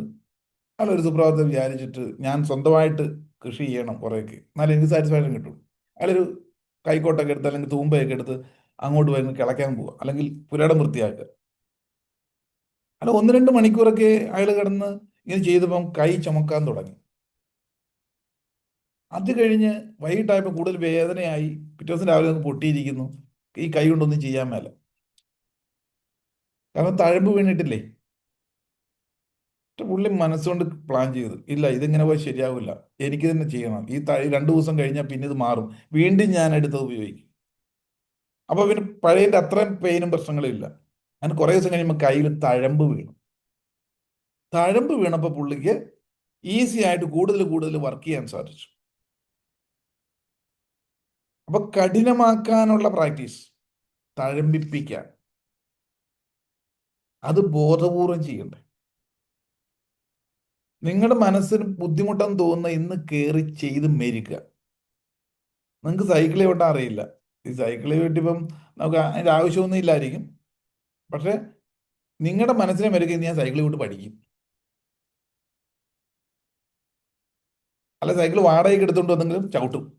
എന്താ, നമ്മുടെ മനസ്സ് അറിയാത്തൊരു കാര്യത്തെ പ്രാക്ടീസ് കൊടുത്ത് മെരുക്കുന്നു, കഠിനമാക്കാൻ. അല്ലെങ്കിൽ നമുക്ക് ഏതെങ്കിലും വിധത്തിലുള്ള ഈ നീന്താൻ, സ്വിമ്മിങ് നമുക്കറിയില്ല, ഇച്ചിരി ബുദ്ധിമുട്ടാണ് ഈ ആദ്യം. പക്ഷെ അറിയാത്ത ഒന്നിനെ നമ്മൾ പോയിന്ന് പഠിക്കുന്നു, മനസ്സിൽ നിന്ന് മെരുക്കാൻ. ഇഷ്ടമില്ലാത്തത്, ഞാൻ എപ്പോഴും പറയുന്ന ഒരു ടൈമാണ്, ഇഷ്ടമില്ലാത്തത് കഷ്ടപ്പെട്ട് ചെയ്താൽ കഷ്ടപ്പെട്ടതെന്നുള്ളത് ഇഷ്ടപ്പെട്ട് തുടങ്ങും. അതുകൊണ്ട് ഞാൻ പറയാറില്ല, ഇഷ്ടമില്ലാത്തത് എന്തോ അതിനെ കഷ്ടപ്പെട്ട് ചെയ്താൽ കഷ്ടപ്പെട്ടതെന്നുള്ളത് ഇഷ്ടപ്പെട്ടു തുടങ്ങും. ഇങ്ങനെ വരുമ്പോൾ എന്ത് സംഭവിക്കും? മനസ്സിന് ശക്തമാകും. മനസ്സിനെ ശക്തമാക്കൽ പ്രോസസ്. പിന്നെന്താ അടുത്തത്? മനസ്സിനെ ശാന്തമാക്കൽ. ശക്തമാക്കൽ എന്ന് പറയുന്നൊരു പ്രാക്ടീസ്, മറ്റൊന്നോ ശാന്തമാക്കാനുള്ള പ്രാക്ടീസ്. ഈ ശാന്തമാക്കാനായിട്ട് എന്താ മാർഗം? ലളിതമായ സോഫ്റ്റ് സോങ്സ് കേൾക്കാം. നമ്മൾ ഏതൊന്നിനോട് ചേർന്ന് പോകുന്നു അതനുസരിച്ച് മനസ്സ് അത് കേൾക്ക് സോഫ്റ്റ് ആകും. നമ്മൾ കണ്ടിട്ടുണ്ടോ ഈ ചില എരിവുള്ള മുളകില്ലേ, അത് കീറി തൈരിനകത്തിടുന്നു. കുറച്ചാൾ കഴിയുമ്പോൾ എന്ത് സംഭവിക്കും? ഈ മുളകിൻ്റെ എരിവെല്ലാം പതുക്കെ തൈരിലോട്ട് പിടിക്കും, തൈരിൻ്റെ പുളിയൊക്കെ ഇതിനകത്ത് വന്ന് നല്ല രസം അത് കഴിക്കാൻ, അല്ലേ? ഈ മുളകിൻ്റെ പോലും അത് അലിഞ്ഞ് ആ തൈര് ചേർന്നില്ലേ. അപ്പം നമ്മൾ ഏതൊന്നിനോട് ചേർന്ന് നിൽക്കുന്നു അതനുസരിച്ച് മനസ്സ് ലളിതമാകും, ശാന്തമാകും. അപ്പം അതിനു വേണ്ടിയിട്ട് നമുക്ക് ബുദ്ധിപൂർവ്വം പലത് ചെയ്യരുത്. എന്താ? ലളിതഗാനങ്ങൾ കേൾക്കുക, ലൈറ്റായിട്ടുള്ള സോങ്സ് കേൾക്കാം. അതനുസരിച്ച് മനസ്സ്, നമ്മൾ ഡ്രൈവ് ചെയ്യുമ്പോൾ കണ്ടിട്ടുണ്ടോ, ശ്രദ്ധിച്ചിട്ടുണ്ടോ നിങ്ങൾ ഡ്രൈവ് ചെയ്യുമ്പോൾ മ്യൂസിക് ഒക്കെ ഇട്ട് പോവുകയാണെങ്കിൽ വളരെ അഗ്രസീവായിട്ടുള്ള പാട്ടൊക്കെ ഇടുമ്പോൾ അറിയാതെ സ്പീഡ് കൂടും, അല്ലേ? അടിപൊളി പാട്ടൊക്കെ ഇടുമ്പോൾ. എന്നാൽ നമ്മൾ അത്യാവശ്യമായിട്ട് സ്ഥലത്ത് പോവാം, നമുക്ക് ഇഷ്ടമുള്ളൊരു സാഡ് സോങ് ആണെങ്കിലോ അറിയാതെ സ്പീഡ് കുറയുകയും ചെയ്യും. അപ്പം അങ്ങനെയുള്ള സാഹചര്യത്തോട് നമ്മൾ ബുദ്ധിപൂർവ്വം മനസ്സിലാക്കി ചേർന്ന് നിൽക്കുക. വളരെ ലളിതമായ പാട്ടുകൾ കേൾക്കാം. പിന്നെ അല്ലെങ്കിൽ നമ്മൾ ശാന്തമായി ഒഴുകുന്ന പുഴത്തീരത്ത് പോയി കുറേ സമയം നോക്കി നിൽക്കാം. പശുക്കൾ മേയുന്നത് നോക്കി നിൽക്കാം. ആ താളത്തിലെ ഇളം കാറ്റുകൾ ചിലകളിൽ വീശുന്നത് കുറേ സമയം അതിലൊന്ന് നോക്കി നിൽക്കാം. പ്രകൃതിയിലേക്കുള്ള താളത്തിലൊഴുകുന്ന പോകുന്ന സംവിധാനങ്ങളിലേക്ക് നമ്മൾ ഫോക്കസ് ചെയ്യുമ്പോൾ അറിയാതെ നമ്മുടെ മനസ്സും എന്തായി മാറുന്നു? ശാന്തമാകുന്നില്ലേ? അപ്പം അങ്ങനെയുള്ള അവസരങ്ങളെയും കൂടെ നമ്മൾ കൊടുക്കുക. ഇതെല്ലാം നമ്മൾ ശ്രദ്ധിക്കാതെ പോകുന്നു. ഇപ്പോൾ ഫാസ്റ്റ് യുഗമാണ്, സ്പീഡ് യുഗമാണ്, ഭയങ്കര സ്മാർട്ട് യുഗമാണ്. ഈ ഓട്ടത്തിനിടയ്ക്ക് നമ്മൾ പോലും അറിയാതെ ട്യൂണ്ടായി മൈൻഡ്. അപ്പം മനസ്സ് ശാന്തമാകുന്നു. പിന്നെ മനസ്സിനെ സന്തോഷിപ്പിക്കാൻ എന്താ ചെയ്യണ്ടേ? മനസ്സിനെ സന്തോഷിപ്പിക്കാൻ നമ്മുടെ ജീവിതത്തിൽ ഉണ്ടായിരുന്ന ലഭിച്ച നല്ല മുഹൂർത്തങ്ങൾ ഇടയ്ക്കിടയ്ക്ക് ഓർക്കുക, എല്ലാ ദിവസവും ഓർക്കുക ഉറങ്ങുന്നതിന് മുമ്പ്. ഒന്നില്ല ഈ ഭൂമിയിലേക്ക് വരാൻ അവസരം ഉണ്ടായല്ലോ. ആ, എത്ര നല്ല അല്ലേ. അല്ലെങ്കിൽ ചില ചോദിക്കും, സാറേ സന്തോഷിക്കാൻ അതിനൊന്നും ഇല്ലല്ലോ. നമ്മൾ നമ്മളെ അറിയുന്നില്ല. ഇന്ന് ശ്വാസം എടുക്കാൻ പറ്റുന്നുണ്ടല്ലോ, ഒന്ന് ശ്വസിക്കാൻ പറ്റുന്നുണ്ടല്ലോ. എനിക്ക് ശ്വാസം എടുക്കാൻ പറ്റാത്ത പോലെ എത്രയോ ആൾക്കാരുണ്ട്. ഇന്ന് വെള്ളം കുടിക്കാൻ പറ്റുന്നുണ്ടല്ലോ. ഇന്ന് ഞാൻ ജീവിച്ചിരിക്കുന്നുണ്ടല്ലോ. ഇനി ഒന്നും വേണ്ട. ഞാൻ ആരാണ് എന്ന ആ ഒരു അറിവ് എനിക്ക് ഈ ലോകത്തിൽ ഞാൻ വന്ന ശേഷം നീ എനിക്ക് തന്നല്ലോ. അത് ഏറ്റവും വലിയ സന്തോഷമല്ലേ. ഇതൊക്കെ എല്ലാ ദിവസവും നമ്മൾ നമ്മുടെ ജീവിതത്തിൽ ഉണ്ടായിരുന്ന അച്ചീവ്മെന്റുകൾ, അങ്ങനെ ഇന്ന് ലഭിച്ച ഒരുപാട് നന്മയുള്ള കാര്യങ്ങൾ, ഇതെല്ലാം നമ്മൾ ഓർത്ത് കഴിയുമ്പോൾ തന്നെ എന്തായി മാറുന്നു? മനസ്സതനുസരിച്ച് സന്തോഷം ഗ്രാബ് ചെയ്യാൻ തുടങ്ങും. നമ്മൾ പറഞ്ഞു വന്നത് അഭ്യാസവും വൈരാഗ്യവുമാണ് പിടികിട്ടാത്ത മനസ്സിനെ തളയ്ക്കാനുള്ള മാർഗം. അഭ്യാസം പ്രാക്ടീസ്. അതിന് മൂന്നവസ്ഥയിൽ എന്ന് പറഞ്ഞു. ഒന്ന്, മനസ്സിന് ശക്തി കൂട്ടാനുള്ള അഭ്യാസം പ്രാക്ടീസ്. രണ്ടാമത്, മനസ്സിന് ശാന്തമാക്കാനുള്ള പ്രാക്ടീസ്, സ്ലോ ഡൗൺ ചെയ്യുക. മൂന്നാമതോ, മനസ്സിന് സന്തോഷം നിലനിർത്താം. അതെന്തെല്ലാം ഇന്ന് വൈകിട്ട് നിങ്ങൾ ചെയ്തോ, ഓരോ ദിവസം വൈകിട്ടൊന്ന് ഇവാലുവേറ്റ് ചെയ്യുക. ഞാൻ ഇന്ന് വൈകിട്ട് ഇന്നത്തെ ദിവസം ഇത്രയും കാര്യങ്ങളൊക്കെ എനിക്ക് വേണ്ടി ചെയ്തോ. ഇതൊരു പ്രാക്ടീസാണ്. വലിയ വലിയ കാര്യങ്ങൾ നിങ്ങൾ ചെയ്യണമെന്നില്ല, കൊച്ചു കൊച്ചു കാര്യങ്ങൾ തുടങ്ങും. ഇപ്പൊ ചിലരെ കണ്ടില്ല, ഒരു ആവേശത്തിൽ നാളെ മുതൽ ജിംനാസ്റ്റിക്സിൽ പോയിട്ടേ ഉള്ളൂ കാര്യം. അല്ലെങ്കിൽ നാളെ മുതൽ മെഡിറ്റേഷൻ തുടങ്ങാൻ പോവുക. ആരൊക്കെ പറഞ്ഞിട്ടുണ്ട് 2:30-3 മണിക്ക് ഏറ്റവും ബെസ്റ്റ് ടൈം, ഇപ്പോഴേ ഫലം കിട്ടത്തുള്ളൂ. 6 മണി വരെ കിടന്ന് ഉറങ്ങിയാലേ പുള്ളിക്ക് ശരിയായുള്ള ആരോഗ്യം കിട്ടുന്ന പുള്ളിയുടെ ബോഡിയുടെ സ്ട്രക്ചർ അതാണ്. ഇവൻ ഫോഴ്സ്ഫുള്ളി ഇങ്ങോട്ട് ആ വെളുപ്പിനെ അങ്ങോട്ട് എണീറ്റ് 3:30 എണീറ്റ് ഇങ്ങനെ കണ്ണടച്ചിരിക്കുക, മെഡിറ്റേഷൻ ഇപ്പോഴെങ്ങനെ മേളിൽ നിന്ന് കിട്ടും എന്നൊക്കെ പറഞ്ഞിരുന്നു. അവസാനം കുറേ ഇങ്ങനെ തൂങ്ങി തൂങ്ങി പിന്നെ അത് കഴിഞ്ഞിട്ട് ഉറങ്ങും. രാവിലെ എണീറ്റ് ഓഫീസിൽ പോകും, അല്ലെ ഓരോ പണിക്ക് തൂങ്ങി തൂങ്ങും. നിലാമ്പട്ടത്ത് കോഴി നടക്കുന്ന കാര്യം. 2 ദിവസവും നിർത്തി. ജിംനേഷ്യത്തിന് പോയി, ജിമ്മില്, ഹെൽത്ത് ക്ലബില്. ആദ്യ ദിവസം അങ്ങോട്ട് പോയി ഭയങ്കര പരിപാടി, കസരത്താണ്. അതുവരെ പോകാത്ത കക്ഷിയാ കുറെ നാളായിട്ട്. ഭയങ്കര വെയിറ്റ് ഒക്കെ അങ്ങോട്ട് എടുത്തു. ഇപ്പൊ തന്നെ അങ്ങോട്ട് മസിൽ കയറ്റിയിട്ടേ ഉള്ളൂ. പിറ്റേ ദിവസം തൊട്ട് ശരീരം മൊത്തം നീർക്കെട്ടായിട്ട് ദേ കിടക്കുന്നു ഒരാഴ്ച. ഏഹ് കുറേശ്ശെ കുറേശ്ശെ ചെയ്യേ. നമുക്കെല്ലാം ഒറ്റയടിക്ക്. ഇപ്പൊ അറിവിന്റെ കേസും അത് കണക്കാ. അറിവിന്റെ കേസും അതേപോലെ. എല്ലാവർക്കും ABCD തൊട്ട് ഇസഡ് വരുന്നത്. ആ ഇസഡ് എങ്ങനാ, എന്താന്നാ ചോദിക്കുന്നത്. അറിവുകളിങ്ങനെ കുറെ ഉണ്ട്. ഏറ്റവും ടോപ്പിലുള്ളതാണ് ആദ്യം വേണ്ടത്. അപ്പൊ ദഹിക്കുവോ? ദഹിക്കത്തില്ല. ABCD മുതൽ വേണം ഇസഡിലോട്ട് എത്താൻ. എപ്പോഴും മനസ്സിനെ സന്തോഷമായി നിലനിർത്താനായിട്ട് ഇങ്ങനെയുള്ള കാര്യം ശാന്തമാക്കി കൊണ്ടുപോകാൻ ഈ സംഭവങ്ങളങ്ങ് ചെയ്തേ പറ്റൂ. ഇത് ആർക്കേ പറ്റൂ? നമുക്കേ പറ്റൂ. ഇതില്ലെന്നുണ്ടെങ്കിൽ അപകടത്തിലേക്കാണ് കാര്യങ്ങളുടെയൊക്കെ ഒരു പോക്കെന്ന് പറയുന്നത്. അപ്പോൾ എപ്പോഴും മനസ്സിനെ സംബന്ധിച്ച് പറഞ്ഞു കഴിഞ്ഞാൽ അതിന് വേണ്ട സംഗതി എന്താ? നോളജാണ്. നോളജ് കിട്ടുമ്പോഴാണ് മനസ്സ് എന്താകുന്നത്? ചാർജ് ആകുന്നത്. ഫുഡ്, മനസ്സിന്റെ ഫുഡ് എന്ന് വെച്ചാൽ നോളജാണ്. അറിവ് കിട്ടുമ്പോഴാണ് മനസ്സിന് ശക്തി വരുന്നത്. അറിവുകൊണ്ട് മാത്രം ശക്തി കൺസിസ്റ്റന്റ് ആയിട്ട് കിട്ടില്ല. മാനിഫെസ്റ്റേഷൻ നടപ്പിലാകണമെങ്കിൽ കിട്ടിയ അറിവിനെ പ്രാക്ടീസ് കൊടുക്കണം. നമ്മൾ ഈ പറഞ്ഞ അഭ്യാസം. മനസ്സിന് പ്രാക്ടീസേ അറിയൂ, വേറൊന്നും അറിയില്ല. ബുദ്ധിക്ക് എന്താ? അറിവ് കിട്ടിയാൽ മതി, സന്തോഷമാണ്, എനർജൈസ് ആവും. പക്ഷെ അത് നമ്മുടെ ലൈഫിൽ പ്രാക്ടിക്കലി നടപ്പിലാകണമെങ്കിൽ ലഭിച്ച അറിവിനെ എക്സ്പീരിയൻസ് ചെയ്യണം. Experience become expertise. അതിനകത്ത് പിന്നെ എക്സ്പെർട്ട് ആകും. ഒരു ഉദാഹരണം ഞാൻ പലപ്പോഴും നമ്മുടെ ക്ലാസ്സിൽ പറയുന്നത് എന്താ? നിങ്ങൾ ഡ്രൈവ് ചെയ്യുന്നവരാണ് പലരും, നല്ല എക്സ്പെർട്ടായിട്ട് ഡ്രൈവേഴ്സാണ്. വണ്ടി ഓടിച്ച് നിങ്ങൾ ഇവിടെ ഒരു 10 കിലോമീറ്റർ ഓടിച്ച് വന്നപ്പോൾ ഞാൻ ചോദിക്കുകയാണ് നിങ്ങളോട്, എത്ര പ്രാവശ്യം നിങ്ങൾക്ക് അത് ബ്രേക്ക് ഔട്ടേണ്ടി വന്നു, എത്ര പ്രാവശ്യം ഹോൺ അടിച്ചു, എത്ര പ്രാവശ്യം റൈറ്റിലോട്ട് സ്റ്റിയറിംഗ് തിരിച്ചു, എത്ര പ്രാവശ്യം തേർഡ് ഗിയറിൽ പോയി ചോദിച്ചാൽ പറയാൻ പറ്റൂ? ഇല്ല. നിങ്ങൾ വണ്ടി ഡ്രൈവ് ചെയ്തപ്പോൾ ബുദ്ധി ഏതോ ലോകത്തായിരുന്നു. എന്തൊക്കെ ആലോചിച്ചുകൊണ്ടും ഫോൺ ചെയ്തൊക്കെയാണ് വണ്ടി ഓടിച്ചത്. പക്ഷെ സേഫായിട്ട് നമ്മൾ റീച്ചിങ് പോയിന്റിൽ എത്തി. ആരാ എത്തിച്ചത്? നമ്മുടെ മനസ്സിന് പ്രാക്ടീസ് കൊടുത്ത് മെരുക്കിയിട്ട് കാരണം അത് ഓട്ടോ പൈലറ്റ് മോഡിൽ ബുദ്ധിക്ക് അനുകൂല ഡയറക്ഷൻ തന്നു. ആക്ട് ചെയ്തുകൊണ്ടിരിക്കുകയായിരുന്നു കൈയും കാലും ഒക്കെ. ആരാ? മനസ്സാ. അതിനെ മെരുക്കി. അപ്പൊ പിന്നെ കറക്റ്റായിട്ട് സേഫായിട്ട് റീച്ചിങ് പോയിന്റിൽ എത്തിയില്ലേ? അപ്പൊ അഭ്യാസം എന്ന് പറയുന്നത് മസ്റ്റാണ്. അഭ്യസിപ്പിച്ചെങ്കിൽ മാത്രമേ മനസ്സിന് പ്രവർത്തിച്ചു തുടങ്ങാൻ പറ്റൂ. അതുകൊണ്ടാണ് പലരും ഒരുപാട് അറിവുള്ളവരാ ജീവിതത്തിൽ കട്ടപ്പോയ ഉയർന്ന ചിന്താഗതി അലർന്ന ജീവിതം എന്ന് പറയും. ഭയങ്കര ഉയർന്ന ചിന്താഗതിയൊക്കെയാ, അലർന്ന ജീവിതം. ഒരു രക്ഷയില്ല. കാരണം പ്രാക്ടീസ് കൊടുക്കുന്നില്ല. ഈ പറയുന്ന അഭ്യാസം അഭ്യാസിക്കത്രത്തോളം കാലം എങ്ങെത്തില്ല. ഇതിനൊക്കെ തന്നിരിക്കുന്നതാണ് മനുഷ്യജന്മം.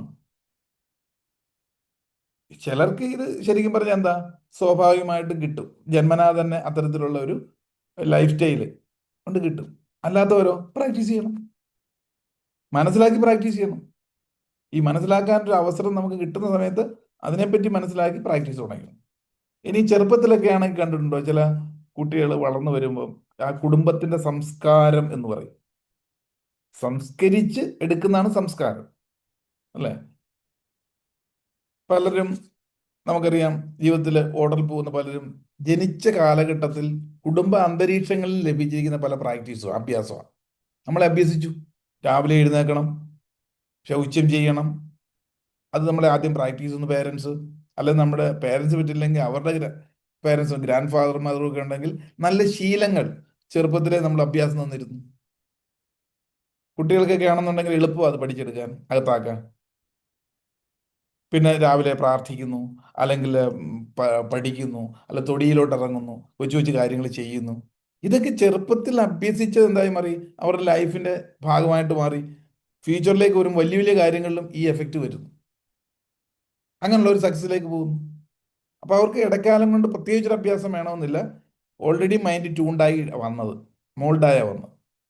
ഇനി അതല്ലാത്തവർക്കോ ഈ സാധനം ചെയ്തേ പറ്റൂ. ഇപ്പൊ നമ്മുടെ ജീവിതത്തിന്റെ ഭാഗമായിട്ട് മാറിയിരിക്കുന്നതാണല്ലോ ഏറ്റവും കൂടുതൽ ഈ അഭ്യാസത്തിന്. എത്ര അഭ്യസിച്ചെന്ന് പറഞ്ഞാലും ഒരു ശത്രു ഇങ്ങനെ വന്നുകൊണ്ടിരിക്കുന്നുണ്ട്.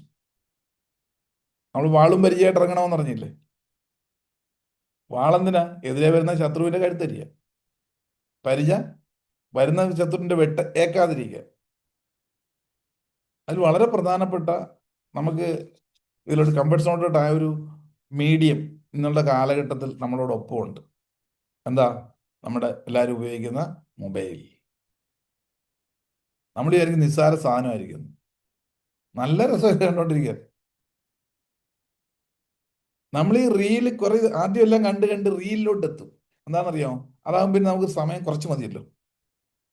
ഇത് നമ്മുടെ ഈ മൈൻഡ് സെറ്റ് മനസ്സിലാക്കി ഇവരിങ്ങനെ പ്രൊഡ്യൂസ് ചെയ്ത് വിട്ടുകൊണ്ടിരിക്കും. വളരെ കുറച്ച് സമയം കൊണ്ട് കൂടുതൽ എന്റർടൈൻമെന്റ് കിട്ടത്ത കയ്യിൽ കട്ട് ഔട്ട് ചെയ്ത്. അപ്പം നമ്മളിത് നോക്കി അത് കഴിഞ്ഞാണ് അടുത്തത് വന്നു തോണ്ടി തോണ്ടി ഇരിക്കുമ്പം അറിയാതെ നമ്മുടെ മൈൻഡ് ആ റൂട്ടിലൂടെ സ്പീഡാകാൻ തുടങ്ങും. പിന്നെ റീല് മാത്രമാകുമ്പം നമ്മുടെ മൈൻഡ് സെറ്റ് എങ്ങനെയായി മാറും? ഒരിടത്തും സ്ഥിരമായിട്ട് ഫോക്കസ് ചെയ്യാൻ പറ്റാത്ത രീതി ഓടിക്കൊണ്ടേയിരിക്കും മൈൻഡ്. പിന്നെ നിങ്ങൾ മൊബൈൽ നോക്കിയില്ലെങ്കിലും കാണുന്ന സ്ഥലം ഒരു 10 മിനിറ്റ് പോലും അടങ്ങിയിരുന്ന ഒരാളോട് സംസാരിക്കാൻ പറ്റില്ല, ഒരു ജോലി ചെയ്യാൻ പറ്റില്ല. അപ്പോഴെല്ലാം എന്താ, ഈ ശത്രു ഇടപെട്ട് കഴിഞ്ഞ അവിടെ അവൻ കയറി കീഴടക്കി. അങ്ങനെ വരുമ്പോൾ ഡിപ്രഷൻ കൂടുന്നു, ഒന്നും ഫുൾഫിൽ ചെയ്യാൻ പറ്റുന്നില്ല. അങ്ങനെ ഹൈ സ്പീഡിലേക്ക് മൈൻഡ് സെറ്റ് അങ്ങ് മാറി. അത് നമ്മൾ പോലും അറിയുന്നില്ല. ഇതിലെ ഈ പറയുന്ന ഇത് കയറി പിടിച്ച കണക്കാ, തവളെ പാമ്പ് പിടിച്ച പോലെ പതുക്കെ അകത്തോട്ട് പോയിക്കൊണ്ടിരിക്കുക. നമ്മൾ പാമ്പിന്റെ വായിലോട്ട് പോയിക്കൊണ്ടിരിക്കുക, നമ്മൾ അറിയുന്നേ ഇല്ല. ഇങ്ങനെയൊക്കെയാണ് ഈ വഴിതെറ്റി അലയുന്ന മനസ്സ് ഈ 3 കാര്യങ്ങൾ കൊണ്ട് പെട്ട് കിടക്കുന്നു. അതൊക്കെയാ അഗ്രഷൻ, ഡിപ്രഷൻ ആൻഡ് അഡിക്ഷൻ. ഇതെല്ലാം ജീവിതശൈലിയുടെ ഭാഗമായിട്ട് വന്നതിൽ ഏറ്റവും പ്രധാനപ്പെട്ട റോളാണ് ഇന്റർനെറ്റ്, സോഷ്യൽ മീഡിയ. അതുകൊണ്ട് എന്താ വേണ്ടത്? അതിനോടല്ലേ ഇപ്പോൾ ഒട്ടൽ കൂടുതൽ. അപ്പൊ ആദ്യം എന്താ വേണ്ടത്? എന്തിനോടാണോ നമുക്ക് കൂടുതൽ ആസക്തി ഉള്ളത് അതിൽ ഫാസ്റ്റിംഗ് എടുക്കുക. എന്തിനോടാണോ ആസക്തി ഉള്ളത് അതിൽ ഫാസ്റ്റിംഗ്. നമ്മൾ എല്ലാവരും ഫാസ്റ്റിംഗ് എടുത്തിട്ടുള്ളവരല്ലേ? എല്ലാ മതങ്ങളും ചെയ്യുന്നവരല്ലേ? ഫാസ്റ്റിങ്ങിന് ആദ്യം നമ്മൾ ശ്രദ്ധിക്കുന്നത് എന്താ? ഭക്ഷണത്തെ ഫാസ്റ്റ് ചെയ്യുക. കാരണം മനസ്സിന് എപ്പോഴും ഫുഡാണല്ലോ ആസക്തി. സദാസമയം കൂടുതൽ കൂടുതൽ സമയം നമ്മൾ ഉപയോഗിക്കുന്നത്. അപ്പൊ എന്തിനോട് അതിനെ റെസ്ട്രിക്ട് ചെയ്യുക. ആ റെസ്ട്രിക്ട് ചെയ്യുമ്പോൾ മനസ്സിന് ശക്തി കൂടുന്നത്, അഭ്യാസം കറക്റ്റ് ആകുന്നത്. അതിനാ നോയമ്പ് കാലഘട്ടത്തിൽ നമ്മൾ എന്താ ഈ ആസക്തി കുറയ്ക്കാനായിട്ട് നോയമ്പ് എടുക്കുന്നു. എല്ലാ വർഷവും എല്ലാ മതാധിഷ്ഠിതമായ നോയമ്പുകളില്ലേ? മണ്ഡലമാസം വരുന്നു, നോയമ്പെടുക്കും. പിന്നെ എന്താ റംസാൻ കാലഘട്ടത്തിലായിക്കോട്ടെ, കുറേ ദിവസങ്ങൾ ജലപാനം പോലും കഴിക്കാതുള്ള നോയമ്പല എടുക്കുന്നു. കാരണം ഈ ഭക്ഷണത്തോടുള്ള ആസക്തി നമ്മൾ മനഃശക്തി കൊണ്ട് തടഞ്ഞു നിർത്തുമ്പോൾ മനസ്സിന് ശക്തി കൂടുന്നു, ഒട്ടൽ നമുക്ക് കുറഞ്ഞിരിക്കുന്നു. ഇതെല്ലാം പ്രാക്ടീസാണ്. ഇതൊക്കെ ദൈവമായിട്ട് കണക്ട് ചെയ്ത് ചെയ്യുമ്പോൾ നമ്മൾ ദൈവത്തിന് വേണ്ടി എന്നും പറഞ്ഞാൽ ചെയ്യുന്നത്. ആക്ഷൻ നടന്നാൽ മതി, അവിടെ റിസൾട്ട് ഉണ്ടാകുന്നു. ഇത്തരത്തിലുള്ള ഒരു ഒരു റെഗുലറായിട്ടുള്ള പ്രാക്ടീസ് നമ്മുടെ ലൈഫിൽ ഇല്ലാതെ പോയാൽ കിട്ടിയിരിക്കുന്ന ഒരേ ഒരു ജന്മമായി ഇത് പ്രൊഡക്റ്റീവായിട്ട് ഉപയോഗിക്കാനും പറ്റില്ല, നരകതുല്യമായിട്ട് ജീവിക്കേണ്ടി വരുന്നു. അതാണ് ഏറ്റവും വലുത്. മര്യാദയ്ക്ക് ഉപയോഗിക്കാൻ പറ്റാതെ മാത്രമല്ല, നരകതുല്യമായിട്ട്. ഇത് നമ്മൾ എപ്പോഴും പറയുന്ന കാര്യം നമ്മുടെ ലൈഫിന്റെ താളം തെറ്റലാണ്. താളപ്പിഴകൾ എന്നാ പറയുന്നത്. സമയദോഷവും കാലദോഷവും എന്നാ പറയുന്നു. എന്ത് പ്രശ്നമുണ്ടെങ്കിലും പറയാം എൻ്റെ വിധിയ, അല്ലെ സമയം ശരിയല്ല, കാലദോഷമാണ്. അപ്പൊ ഇങ്ങനെയൊക്കെ പറയുമ്പോൾ നമ്മൾ ചുളിവിൽ എന്തെങ്കിലും കാര്യം സാധിക്കണം. അപ്പോൾ അത്ഭുതങ്ങൾ എവിടെങ്കിലും സംഭവിക്കുന്നുണ്ടോ, അല്ല നമ്മളിങ്ങനെ ചെയ്താൽ അത്ഭുതങ്ങളിലൂടെ റിസൾട്ട് ഉണ്ടാകുമെന്നും പറഞ്ഞാണ് നമ്മൾ പലരും വിശ്വസിച്ചിരിക്കുന്നത്. എപ്പോഴും ഓർത്തു, നമ്മൾ എന്തെങ്കിലും പ്രവർത്തിച്ചെങ്കിൽ മാത്രമേ അത്ഭുതങ്ങൾ ഉണ്ടാവുള്ളൂ. ഒരിക്കലും അല്ലാത്തൊരു പ്രപഞ്ചശക്തി നേരിട്ട് ഇങ്ങോട്ട് വന്ന് നമുക്ക് ഒരു അനുഗ്രഹം തരുമെന്നോ ഇന്നലെ വരെ നിങ്ങൾക്ക് ഉണ്ടായിരുന്ന കടം വീട്ടുമെന്നോ ഒന്നും വിചാരിക്കണ്ട. ഇനി അങ്ങനെ എന്തെങ്കിലും നിങ്ങൾക്ക് തെറ്റിദ്ധാരണ ഉണ്ടെങ്കിൽ നിങ്ങളിത് പറ്റിക്കുകയാണ്. നമ്മുടെ ഈ ഒരു ആഗ്രഹത്തെയാണ് പലരും എന്ത് ചെയ്യുന്നത്, ചൂഷണം ചെയ്തുകൊണ്ടിരിക്കുന്നത്. നമ്മൾ സോഷ്യൽ മീഡിയയിലോട്ട് നോക്കിക്കഴിഞ്ഞാൽ ഇഷ്ടംപോലെ മാനിഫെസ്റ്റേഷൻ ടെക്നിക്ക, മറ്റേ ടെക്നിക്ക, ഇത് എന്ന് പറഞ്ഞ് ഇങ്ങനെ വരികയാണ്. മെഡിറ്റേഷൻ പ്രാക്ടീസ് ഇതെല്ലാം പോയി നമ്മുടെ ഈ എന്താ നമ്മുടെ ഈ അറിയാനുള്ള ആഗ്രഹം കാരണം എല്ലാത്തിനും അതും ചാടി വീഴും. പ്രോപ്പർ പ്രാക്ടീസ് ഇല്ലെങ്കിൽ ഇതുകൊണ്ടൊന്നും ഒരു കാര്യമില്ല. അപ്പം സമയവും കാലവും തെറ്റാൻ കാരണം ക്ലോക്കിന്റെ സമയം തെറ്റുന്ന രണ്ട് കാരണങ്ങളും ഉണ്ടാകും. നമ്മൾ ക്ലോക്കയിലോട്ട് നോക്കുന്നു, വാച്ചിലോട്ട് നോക്കുന്നു, സമയം തെറ്റാൻ കാര്യം ഒന്ന് അതിന്റെ യന്ത്രത്തിന്റെ തകരാറാണ്, അകത്തുള്ള ഗിയേഴ്സ് പ്രോപ്പർ ഫങ്ഷൻ ചെയ്യാത്തതുകൊണ്ടാണ്. അതായത് നമ്മുടെ ജീവിതത്തിന്റെ ഫങ്ഷൻ ശരിയല്ല, ഓർഡറിലല്ല, നമ്മൾ ഈ പറഞ്ഞ രീതിയിലുള്ള സിസ്റ്റമാറ്റിക് അല്ല ലൈഫ്. അതുകൊണ്ട് ജീവിതത്തിൽ പ്രശ്നമുണ്ടാകും ഒന്ന്. രണ്ടാമത്തത് സിസ്റ്റമാറ്റിക് ഒക്കെ ആയിരിക്കും പലരും സിസ്റ്റമാറ്റിക്കാ, പക്ഷെ അതിനനുസരിച്ച് ബലം കിട്ടുന്നില്ല എന്ന് മാത്രമല്ല ദുരന്തങ്ങളും കൂടിക്കൊണ്ടിരിക്കും. എന്താ കാരണം? ഈ ക്ലോക്കിനകത്ത് ഒരു ബാറ്ററിയും കൂടെ ഉണ്ട് എനർജി തരുന്നത്. ആ എനർജി പോയാലും സമയം തെറ്റും. അപ്പൊ നമ്മുടെ സമയദോഷത്തിന് കാരണം രണ്ടാണ്. ഒന്ന്, യന്ത്രം, നമ്മുടെ മനസ്സെന്ന് പറയുന്ന സോഫ്റ്റ്വെയർ ശരിയായ രീതി പ്രവർത്തിപ്പിക്കാൻ നമ്മൾ തയ്യാറല്ല, അറിയാതെ പോയി. മറ്റൊന്ന്, സോഫ്റ്റ്വെയർ കറക്റ്റായിട്ട് ഹാർഡ്വെയർ സിസ്റ്റം ജീവിതമായിട്ട് ബന്ധപ്പെട്ട പ്രവർത്തനങ്ങളാണ് ഹാർഡ്വെയർ എഫക്റ്റ്, ശരീരമായിട്ട് ബന്ധപ്പെട്ട് അത് മര്യാദയ്ക്ക് ചെയ്യുന്നില്ല. മറ്റേ സോഫ്റ്റ്വെയറിന്റെ എനർജി പോയി, ബാറ്ററി പോയി. ഇത് രണ്ടും സന്തുലിതാവസ്ഥയിലാകുമ്പോഴാണ് സമയം തെളിയുന്നത്. സമയം തെളിഞ്ഞാലോ നമുക്ക് ചില ഗുണങ്ങളൊക്കെ കിട്ടും. ഈ മനുഷ്യജന്മത്തിൽ തന്നെ എന്തെല്ലാം ഗുണങ്ങളാണ് കിട്ടുന്നത്? ഓരോ ദിവസം ഇറങ്ങിത്തിരിക്കുന്ന ബുദ്ധിമുട്ടൊക്കെ അങ്ങ് മാറും. ബുദ്ധിയുടെ മുട്ടിനെയാണ് ബുദ്ധിമുട്ടെന്ന് പറയുന്നത്, ബ്ലോക്ക്. ബുദ്ധിമുട്ടുകൾ ഒരു ദിവസം നമ്മൾ പ്ലാൻ ചെയ്യുന്ന കാര്യങ്ങളെല്ലാം തടസ്സം കൂടാതെ പെട്ടെന്ന് നമുക്ക് കിട്ടും. ഒന്ന്, ചെയ്യാൻ കിട്ടും. രണ്ടാമത്തത്, ഇമ്മ്യൂണിറ്റി പവർ വർദ്ധിക്കും, പ്രതിരോധ ശക്തി ശരീരത്തിനും മനസ്സിനും. മനസ്സ് വീക്കാകുമ്പോഴാണല്ലോ കൊച്ചു കൊച്ചു കാര്യങ്ങൾക്ക് പെട്ടെന്ന് ഭയവും ഇതൊക്കെ സങ്കടങ്ങളും ഇഷ്യൂസൊക്കെ ഉണ്ടാകും. ഞാൻ പറഞ്ഞു വന്നത്, ഈ യന്ത്രത്തിന്റെ തകരാറ് നമ്മുടെ സമയത്തെ കറക്റ്റ് ചെയ്യുമ്പോൾ ഏതൊക്കെ, ഒന്ന് ജീവിതത്തിൽ ശൈലി ഓർഡർ ആക്കുന്നതിലൂടെയും, ശൈലി ഓർഡർ ആക്കിയാലും പലപ്പോഴും കാരണം അറിയാതെ പല അനുഭവങ്ങളും ഉണ്ടാകും. അത് നമ്മുടെ എനർജി ഫീൽഡിലുണ്ടായ ശോഷണമാണ്, ചോർച്ച. അത് തടയണം. ഇത് രണ്ടും മെയിൻറ്റെയിൻ ചെയ്താൽ ലഭിക്കുന്നത് എന്തൊക്കെയാ?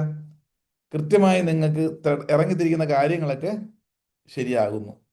2, അങ്ങനെയുള്ളവർക്ക് ഇമ്മ്യൂണിറ്റി പവർ, പ്രതിരോധ ശക്തി കൂടുന്നു. ഇൻറ്റ്യൂഷൻ കറക്റ്റ് ആകുന്നു. ചില തോന്നലുകൾ സ്റ്റഡി ആകും. പിന്നെന്തൊക്കെ കിട്ടുന്നു?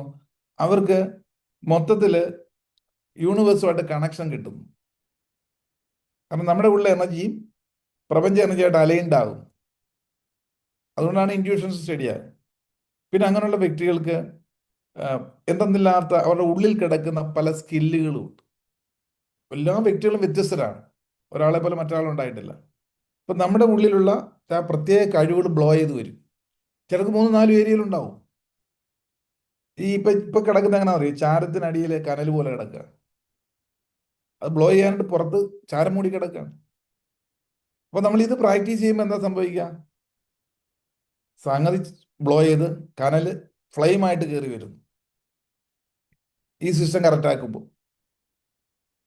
പിന്നെ ഏത് രംഗത്താണോ നിങ്ങൾ ബ്ലോ ചെയ്ത് വരുന്നത് അത് പരിപോഷിപ്പിക്കാൻ, അല്ലെങ്കിൽ അത് കൂടുതൽ ഡെവലപ്പ് ചെയ്ത് വരാനുള്ള സാഹചര്യങ്ങൾ യൂണിവേഴ്സ് കണക്റ്റ് ആക്കുന്നു.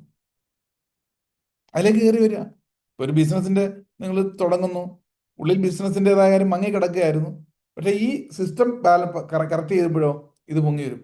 പൊങ്ങി വന്നു കഴിഞ്ഞാൽ അത് പരിപോഷിപ്പിക്കാൻ, ത്വരിതപ്പെടുത്താൻ ഉള്ള ഓർഡറുകളും കാര്യങ്ങളും വരുമെന്നർത്ഥം. പഠിക്കുന്ന രംഗത്താണെങ്കിലും നമ്മൾ ഉദ്ദേശിച്ച ട്രേഡിൽ ചെന്ന് പെട്ടെന്ന് അവിടുന്ന് ഗ്രോത്ത് കിട്ടുന്ന സാഹചര്യങ്ങൾ കണക്റ്റ് ആകും. ഇതൊക്കെ നമ്മുടെ ഈ സിസ്റ്റത്തെ ബാലൻസ് ചെയ്യുന്നതിലൂടെ ലഭിക്കുന്നതാണ്. പിന്നെ അങ്ങനെയുള്ള വ്യക്തികളിലേക്ക് ആൾക്കാർ കൂടുതൽ ആകർഷിക്കുന്നു. Attraction power. ഇങ്ങനെയുള്ള വ്യക്തികളുടെ, അതായത് ചുരുക്കം പറഞ്ഞാൽ നമ്മുടെ ഓറ ഡെവലപ്പ് ചെയ്യുന്ന അർത്ഥം. ഓറ, എനർജി ഫീൽഡിനെ പറയുന്നവരാണ് ഓറ. നമ്മളൊരു ഹ്യൂമൻ ബോഡി എന്ന് പറയുന്നത് പറഞ്ഞറിയിക്കാൻ പറ്റാത്ത ഊർജപ്രഭ വലയ കേന്ദ്രമാണ്. അതിലെ കണ്ടാമിനേഷൻസ് ഒക്കെ, കണ്ടാമിനേഷൻ എന്ന് പറഞ്ഞാൽ നമ്മുടെ സിസ്റ്റത്തിന്റെ ഡിസോർഡർ, സിസ്റ്റമാറ്റിക് അല്ലാതിരിക്കുന്നതും ഉള്ളിലുള്ള എനർജിയുടെ ലോസുമാണ്. അത് വന്നുമ്പോൾ ഓറയ്ക്ക് മങ്ങലേക്കും. ഇതിനെ നമ്മൾ പ്രാക്ടീസ് ചെയ്യുമ്പോൾ സംഭവിക്കുന്നു, കണക്റ്റ് ആകും. ഈ പറയുന്ന കാര്യങ്ങളൊക്കെ കിട്ടും. ഇങ്ങനെയുള്ള വ്യക്തികളുടെ തടസ്സങ്ങൾ മാറുക മാത്രമല്ല, ഇങ്ങനെയുള്ളവരെ ബോധപൂർവ്വം ആരെങ്കിലും കട്ട് ചെയ്യാൻ അല്ലെങ്കിൽ ഉപദ്രവിക്കാൻ, ഇവരുടെ മുന്നോട്ടുള്ള ഗ്രോത്തിനെ തടസ്സപ്പെടുത്താൻ ശ്രമിച്ചാൽ അങ്ങനെയുള്ള വ്യക്തികളെ ഇല്ലാതാക്കും, അല്ലെ ഒഴിവാക്കും, അല്ലെ അവരെ അനുകൂലമാക്കും. ചുരുക്കം പറഞ്ഞാൽ നമ്മൾ പവർഫുൾ ആയിട്ടുള്ള ഒരാളായ ഒരു വ്യക്തിത്വമായിട്ട് മാറുകയാണ്. പക്ഷെ നമ്മൾ ചെയ്യാനുള്ള ചിലത് ചെയ്യണം. എല്ലാവരിലും പവറുണ്ട്. സത്യം പറഞ്ഞാൽ ഞാൻ എപ്പോഴും പറയുന്ന പാല്, നല്ല പാലാണ് എല്ലായിടത്തു നിന്നും കിട്ടുന്നത്. കൊണ്ട് ഒഴിച്ചു വെക്കുന്ന പാത്രം വൃത്തിയായിരിക്കണ്ടേ? അല്ലെ അതെന്തായി മാറും? പിരിഞ്ഞു പോകും, ഉപയോഗിക്കാൻ പറ്റില്ല. ഈ ക്ലീനിങ്ങും ക്ലെൻസിങ്ങും ആണ് സത്യത്തിൽ സ്പിരിച്വാലിറ്റിയിലും മനഃശാസ്ത്രത്തിലും എല്ലാം ചെയ്യുന്നത്. ആദ്യം ഇത് റിയലൈസ് ചെയ്യിക്കുന്നു, പിന്നെ അതിനെ അകത്ത് കയറിക്കുന്ന മാലിന്യങ്ങളെയൊക്കെ കളയുന്നു. നമുക്കറിയാമല്ലോ, ജീവിതത്തിൽ പലപ്പോഴും ഇങ്ങനെ പ്രശ്നങ്ങളൊക്കെ വരുമ്പോഴത്തേക്ക് നമ്മൾ ബുദ്ധി കൊണ്ട് ചിന്തിച്ചാൽ മനസ്സിലാകുന്ന കാര്യങ്ങൾ പലതുമുണ്ട്. അതുകൊണ്ടാണ് നമുക്കറിയാം നമ്മുടെ കയ്യിരിപ്പ് കൊണ്ടാണ് ഈ പരാജയം പറ്റിയത്. ഒരു ഹെൽത്ത് ഇഷ്യൂ ഉണ്ടായി, നമ്മൾ ആലോചിച്ചാൽ മനസ്സിലായി എൻ്റെ കയ്യിരിപ്പാണ്, ഞാൻ മര്യാദക്കൊന്നും അല്ല ഭക്ഷണം കഴിക്കാറും വിശ്രമിക്കാറും ഉള്ളത്, അതിൻ്റെയാണ്. ബുദ്ധി ഇടപെട്ട് അത് പരിഹരിക്കേണ്ടതാണ്. അല്ലെ ഒരു ലീഗൽ ഇഷ്യൂ ഉണ്ടായി ജീവിതത്തിൽ, അയ്യോ എൻ്റെ വിധിയാണെന്ന് പറഞ്ഞിരിക്കുകയല്ലോ. അതിൻ്റെ ബുദ്ധിപൂർവ്വം ചിന്തിച്ച്, ഇനി നമുക്കറിയില്ല, അറിയുന്ന ആൾക്കാർ കൺസൾട്ടന്റിനെ വെച്ച് അത് കറക്റ്റ് ചെയ്യണം. അപ്പോൾ പ്രശ്നം അവിടെ പരിഹരിക്കും. അതിന് ചിലപ്പോൾ ഒരു മെൻറ്ററിങ് വേണ്ടി വരും. ആ രംഗത്ത് ആൾക്കാരിൽ നിന്നും സ്വീകരിച്ച്, പിന്നെ അവരുടെ ആവശ്യമില്ല.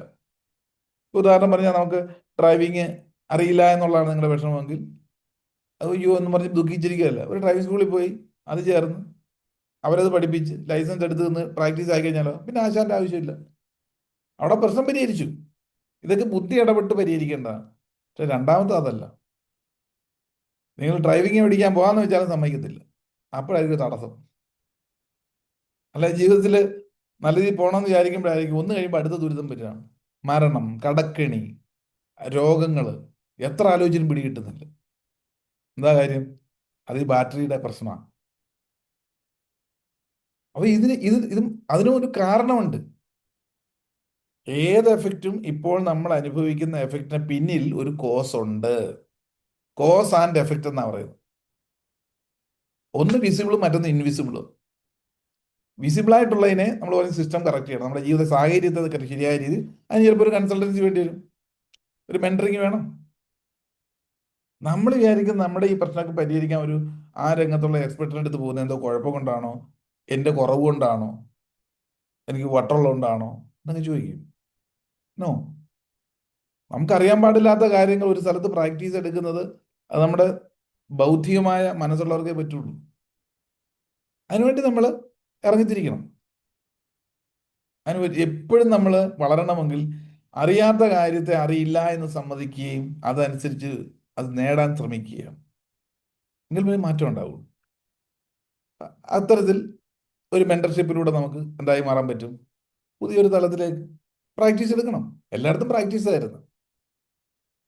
ഇപ്പൊ തന്നെ എപ്പോഴും മനസ്സിലേക്ക് നമ്മൾ മാനിഫെസ്റ്റേഷൻ ആയിക്കോട്ടെ, ലോ ഓഫ് അട്രാക്ഷൻ ആയിക്കോട്ടെ, ഇങ്ങനെയുള്ള കാര്യങ്ങളൊക്കെ തിയറി അറിയാത്തവരാരും ഇല്ല ഇന്ന് ഈ ഒരു കാലഘട്ടം. പ്രാക്ടീസ് ഉണ്ട്. എന്താ, ചിലർക്ക് ശരിയാവും, ചിലർക്ക് ശരിയാകത്തില്ല. ചിലർക്ക് ശരിയാവും, ചിലർക്ക് ശരിയാകത്തില്ല. എന്താ കാര്യം? സംഭവം ഇത്രയേ ഉള്ളൂ. ഈ അഫർമേഷൻ എഴുത്താ, ആഗ്രഹത്തോട് ആഗ്രഹമാണ്. വെളുപ്പിനെ 3:30 കഴിഞ്ഞിട്ട് മെഡിറ്റേഷനാണ്.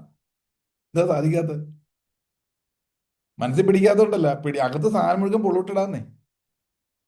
അതിനെ റിലീസ് മാറ്റണ്ടേ? ഈ ഒഴിച്ചു വെക്കുന്ന പാത്രം ശരിയല്ല, അത് പിടിക്കുന്നില്ല. അതിനാണ് നമ്മൾ അകത്തേക്ക് പോയി. ബുദ്ധിമുട്ടുകൾ പ്രധാനമായിട്ടും പറയും, ബുദ്ധിയുടെ മുട്ടിനെ മാറ്റണം. പ്രധാനമായിട്ടും 3 തരത്തിലുള്ള ബുദ്ധിമുട്ടാന്ന് പറയും. ഒന്ന്, നമ്മുടെ ന്യൂറോ ട്രാൻസ്മീറ്ററുകളിൽ ഏതെങ്കിലും വിധത്തിലുള്ള തകരാറുണ്ടെങ്കിൽ, സ്ഥൂല ശരീരത്തിനുണ്ടെങ്കിൽ അത് ബുദ്ധിമുട്ടാണ്. വ്യക്തികൾക്ക് ആരോഗ്യകരമായിട്ട് ഹെൽത്തി ആയിട്ട് സക്സസ് ആകാൻ പറ്റില്ല. അത് മെഡിക്കൽ ഇഷ്യൂ ആണെങ്കിൽ ട്രീറ്റ്മെന്റ് വേണം. പല പല മാനസിക പ്രശ്നങ്ങൾ, ബൈപ്പോളാറുള്ള പ്രശ്നങ്ങളുണ്ട്, OCD ഉണ്ട്, അങ്ങനെ വിഷാദം, പല കേസ്. അതൊക്കെ ആണെങ്കിൽ എങ്കിൽ സിംറ്റം കാണിക്കുന്നുണ്ടെങ്കിൽ അത് ഡയഗ്നൈസ് ചെയ്യണം. കറക്റ്റ് ഡയഗ്നൈസ് എവിടുന്ന് പറ്റും? നമ്മളിങ്ങനത്തെ പ്രശ്നം വരുമ്പോൾ നേരെ ഒരുപക്ഷെ അറിയുന്ന സ്ഥലങ്ങളിലേക്കൊക്കെയാണ് പോകുന്നത്. ഈ പ്രശ്നം വരുമ്പോൾ ഒന്നുകിൽ പ്രാർത്ഥിക്കാൻ പോകും, അല്ലെങ്കിൽ കൗൺസിലിങ്ങിന് പോകും. ഇതൊന്നും പരിഹരിച്ചിട്ടുണ്ടേ ചിലപ്പോൾ ഡോക്ടർമാർക്ക് പോകും. എല്ലാത്തിനും ഒരേ ചികിത്സ അല്ലല്ലോ. ഈ പ്രശ്നം സിംറ്റം എല്ലാം ഒരേപോലെ ആണ്. ഈ ബുദ്ധിമുട്ട് 3 രീതിയിലാണ്. ഒന്ന്, ഈ പറയുന്ന തലച്ചോറിലെ തകരാറ് മുഖാന്തരമാണെങ്കിൽ അതിന് മെഡിക്കൽ ട്രീറ്റ്മെന്റ് വേണ്ടതിന് ന്യൂറോ ട്രാൻസ്മിറ്റർ അത് വേണം. രണ്ടാമത്തെ അതല്ല, ബിഹേവിയർ ഡിസോർഡറാണ് ബുദ്ധിമുട്ട്. ആൾക്ക് തലച്ചോറിനൊന്നും കുഴപ്പമില്ല, നല്ല സിസ്റ്റമാറ്റിക് ആയിട്ട് പൊയ്ക്കൊണ്ടിരുന്നതാണ്. പക്ഷെ ഇടക്കാലം കൊണ്ട് അയാളുടെ ജീവിതശൈലിയിൽ വന്ന ഒരു മാറ്റം, പ്രത്യേക സാഹചര്യത്തിലായിപ്പോയത്, അത് ലൂപ്പിൽ പെട്ടുപോയി. അതുകൊണ്ട് എന്ത് ചെയ്യും? ബുദ്ധിമുട്ടാണ്, ക്യാരക്ടർ മാറിപ്പോയി. അത് മരുന്ന് കൊടുത്താൽ ഒരു ക്യാരക്ടർ മാറില്ല. അതിനെന്ത് വേണം? ബിഹേവിയർ തെറാപ്പി വേണം. ഹോളിസ്റ്റിക് വെൽനസിന്റെ തെറാപ്പീറ്റിക് അപ്രോച്ചിലൂടെ നമുക്ക് പരിഹരിക്കാം. അതിന് മെഡിസിൻ കൊടുത്താൽ കൂടുതൽ കുഴപ്പമാണ്, ആളുടെ ബുദ്ധി തന്നെ ഡിമ്മായി പോകും. ഇത് കൃത്യമായിട്ട് ഡയഗ്നോസ് ചെയ്യാൻ പറ്റണം. മൂന്നാമത്തെ ബുദ്ധിമുട്ട് ആദ്യത്തെ രണ്ടും അല്ല. ആദ്യത്തെ രണ്ടെണ്ണം ഏതാ? തലച്ചോറിലെ ന്യൂറോൺസിന്റെ തകരാറാണെങ്കിൽ മെഡിസിൻ കൊണ്ട് പരിഹരിക്കും. അതിലൂടെ എന്താ, ചിലർക്ക് ഭയമായിരിക്കാം, ദേഷ്യമായിരിക്കാം, ഒരു കാര്യം തന്നെ റിപ്പീറ്റ് ചെയ്ത് ചിന്തിച്ച് നടക്കുക. ഇതൊക്കെ ആര് ഉപദേശിച്ചാലും ശരിയാവില്ല, ബിഹേവിയർ തെറാപ്പിയിൽ ശരിയാവില്ല.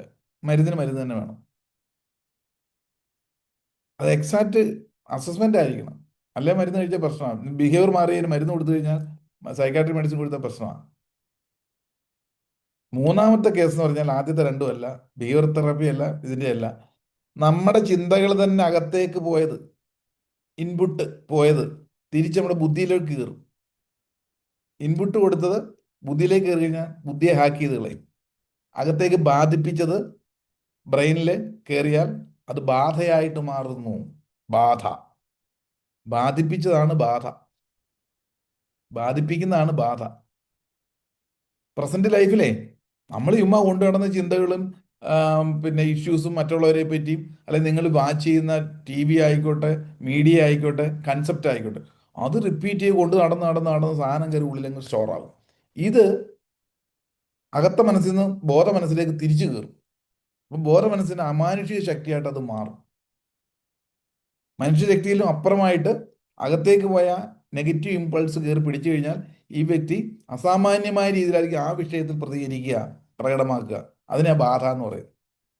ബാധ വന്നാലും വ്യക്തികൾ ഇതേപോലെയൊക്കെ ഔട്ട്പുട്ട് കാണിക്കും. അപ്പോൾ അത് മനോരോഗമാണെന്ന് പറഞ്ഞ് മെഡിസിൻ കൊടുക്കും പലരും. ഇപ്പം നമ്മുടെയൊക്കെ സെൻറ്ററിൽ എത്രയോ ആൾക്കാർ അങ്ങനെ വരുമ്പം എന്താ ഒരു മനോരോഗത്തിനും മരുന്ന് കാലങ്ങളായിട്ട് മരുന്ന് കഴിക്കുന്നവരുണ്ട്. അപ്പൊ തന്നെ അവരിത് കഴിച്ചുകൊണ്ടിരിക്കുക, പക്ഷെ മാറ്റമൊന്നുമില്ല. സി, ഏതെങ്കിലും രോഗം ഉണ്ടെങ്കിൽ അതിനുള്ള മെഡിസിൻ കഴിച്ചാൽ മാറേണ്ടതല്ലേ? 14 വർഷമായിട്ടും ഈ മരുന്നും സെയിം മരുന്നും മാറ്റി കഴിച്ചിട്ടൊന്നും ഈ വ്യക്തിയുടെ ഈ പ്രശ്നം മാറുന്നില്ല. എന്നാൽ സാമാന്യം നല്ല ബുദ്ധിയിലൊക്കെ സംസാരിക്കുന്നത് കാര്യം എന്താ? ബാധ. അത് മാറിയാലേ ശരിയാവുള്ളൂ. ഇപ്പൊ ചിലർക്ക് കഴുത്തിന് വേദന, തലവേദന, മുട്ടിന് വേദന, കൈ പൊങ്ങുന്നില്ല, ചികിത്സ തുടങ്ങിയിട്ട് കാലങ്ങളായി. പക്ഷെ എന്താ പ്രശ്നം? സ്കാൻ ചെയ്തിട്ട് പോലും ഈ പ്രദേശത്ത് എന്താണെന്ന് അറിയുന്നില്ല, പക്ഷെ ഇവിടെ കൈ പൊക്കാൻ പറ്റുന്നുണ്ട്.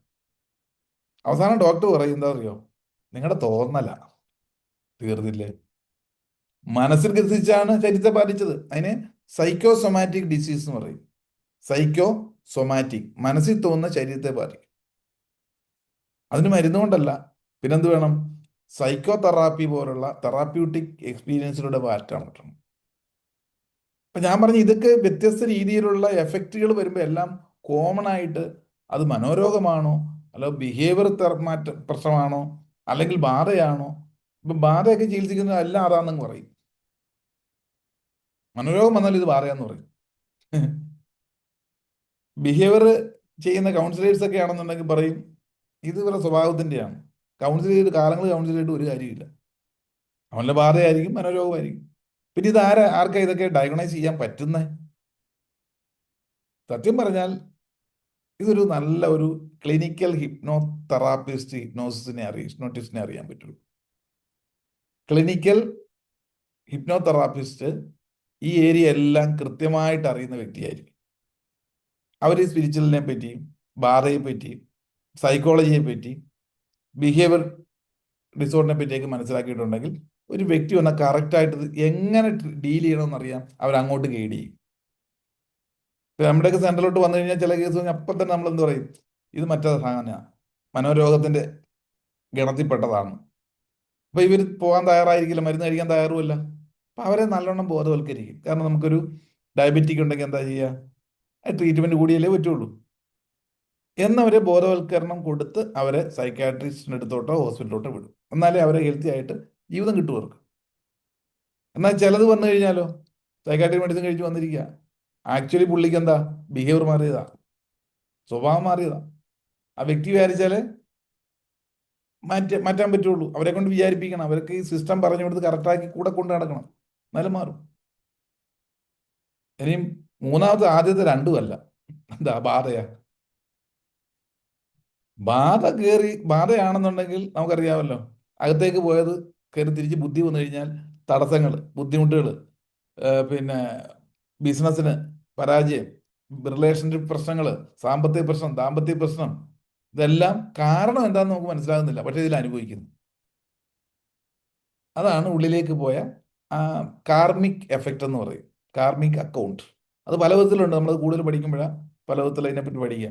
അങ്ങനെ കാർമിക് എഫക്റ്റ് ഉള്ളിൽ പോയിട്ടുണ്ടെങ്കിൽ അത് ബുദ്ധിയിലോട്ട് വന്നു കഴിഞ്ഞാൽ അത് റിലീസ് ചെയ്ത് പോയെങ്കിൽ അതിനുള്ള റെമഡിയാണ് ഹീലിംഗ് എന്ന് പറയുന്നത്. നമ്മൾ പറഞ്ഞതാണ് ഹീലിംഗ്, സൗഖ്യപ്പെടുത്തുക. അവിടെ ബാധ ഒഴിപ്പിച്ച് ഹീൽ ചെയ്യുക. അപ്പൊ എല്ലാത്തിനും റെമഡി ഉണ്ട്. മാനസിക പ്രശ്നങ്ങൾ രോഗമായിട്ടാണെങ്കിൽ അതിന് മെഡിസിൻ, ബിഹേവിയർ ആണെന്ന് ഡിസോർഡറിലൂടെയുള്ള ബുദ്ധിമുട്ടാണെങ്കിൽ അതിന് ബിഹേവിയർ തെറാപ്പി, പിന്നെ ബാധ പോലുള്ളത് കയറിയിരിക്കുകയാണെങ്കിൽ ഹീലിംഗ്. ഇതിനെ കൃത്യമായ രീതിയിൽ മനസ്സിലാക്കി നമ്മൾ തന്നെ ആദ്യം ചിലപ്പോൾ ഒരുപക്ഷെ ഒരു എക്സ്പെർട്ടിന്റെ സഹായം തേടേണ്ടി വരും. അത് കഴിഞ്ഞാൽ പിന്നെ നമ്മൾ തന്നെ നമുക്ക് വേണ്ടി ചെയ്യണം. എങ്കിൽ മാത്രമേ പെർമനന്റ് ആയിട്ട് സൊല്യൂഷൻ ഉണ്ടാകൂ. ഇതിലേക്കൊക്കെ നമ്മൾ അറിഞ്ഞു വരുമ്പോൾ കുറെ കാലങ്ങൾ കഴിയും എന്നുള്ളതാണ്. നേരത്തെയൊക്കെ തന്നെ നമ്മൾ മനസ്സിലാക്കി കഴിഞ്ഞാൽ നമ്മുടെ ലൈഫിനെ ഒരിക്കൽ മാത്രം കിട്ടിയിരിക്കുന്ന ജീവിതത്തെ നമുക്ക് താളത്തിൽ കൊണ്ടുപോകാൻ സാധിക്കുന്നുണ്ട്. പിന്നെ നമ്മുടെ ഉള്ളിലുള്ള ശരിക്കും പറഞ്ഞാൽ അപ്ലോ ചെയ്ത് വരണമെങ്കിൽ ഇതൊക്കെ ഒന്ന് കറക്റ്റ് ആകണം. പലർക്കും പല കഴിവുണ്ട്, പുറത്തു വരുന്നില്ല. ഈ കഴിഞ്ഞ ഒരാഴ്ച ആയില്ല, തൃശ്ശൂർ വളരെ ഫേമസ് ആയിട്ടുള്ള ഒരു മെഡിക്കൽ കോളേജ്, ഒരു കോളേജ് ഇതുണ്ട്, ഹോസ്പിറ്റൽ. അവിടെ മെഡിസിൻ പഠിച്ചുകൊണ്ടിരുന്ന ഫസ്റ്റ് ഇയറിന് പഠിച്ചുകൊണ്ടിരുന്ന ഒരു കുട്ടിയാണ് മെഡിക്കൽ കോളേജിൽ 10, 12, 13, 14 നിലയിൽ നിന്ന് ചാടി സൂയിസൈഡ് ചെയ്തു. കഴിഞ്ഞ ദിവസം വന്നു. അങ്ങനെ ഒരുപാട് കുട്ടികളുടെ കേസ് നമുക്കറിയാം. അല്ലെ സൂയിസൈഡിന് സമാനമായി ജീവിക്കുന്നു. എന്താ കാര്യം എന്നറിയോ? എനിക്ക് ഡോക്ടറാകാനായിട്ട് വീട്ടുകാർ ഭയങ്കര നിർബന്ധം, ഡോക്ടറാക്കിയേ പറ്റുള്ളൂ, അല്ലെങ്കിൽ ഇത് പഠിക്കാനായിട്ട് മറ്റുള്ളവരുടെ ഫോഴ്സ്.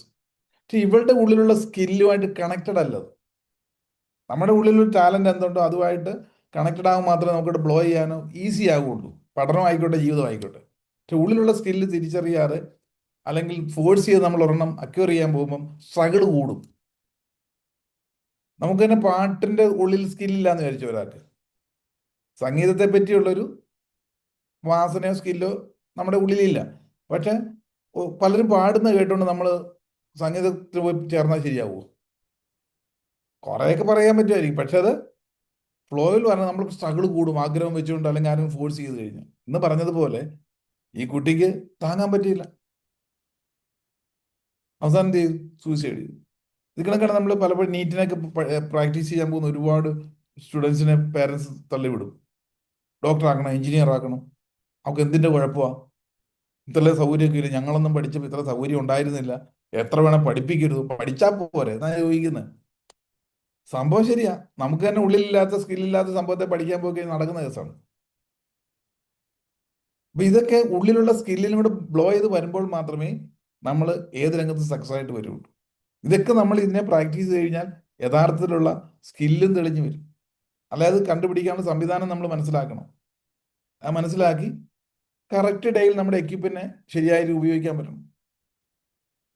ഈ ഒരു കാലഘട്ടത്തിൽ ഇതൊക്കെ നമുക്ക് തിരിച്ചറിയാനും നമ്മളെന്ന് പറയുന്ന റിസോഴ്സിനെ അക്യൂർ ചെയ്യാൻ ഒരുപാട് സംവിധാനങ്ങളുണ്ട്. ഇതൊക്കെ വരുമ്പോഴാണ് എന്ത് മനസ്സിന് ശരിയായ രീതിയിലുള്ള താളപ്പഴയില്ലാതെ കറക്റ്റായിട്ട് ജീവിതം നയിക്കാൻ പറ്റും. അപ്പോൾ വഴിതെറ്റി അലയുന്ന മനസ്സുകൾ ഇപ്പോൾ പ്രകടമായിട്ട് നമ്മളെല്ലാവരും അനുഭവിക്കുന്നതാണ്, സമൂഹത്തിലുള്ളതാണ്. ഇതിൻ്റെയൊക്കെ ഒരു ട്രാൻസ്ഫോർമേഷന് വേണ്ടിയിട്ടാണ് നമ്മളിങ്ങനെയുള്ള വിഷയങ്ങളൊക്കെ പഠിക്കുന്നത്.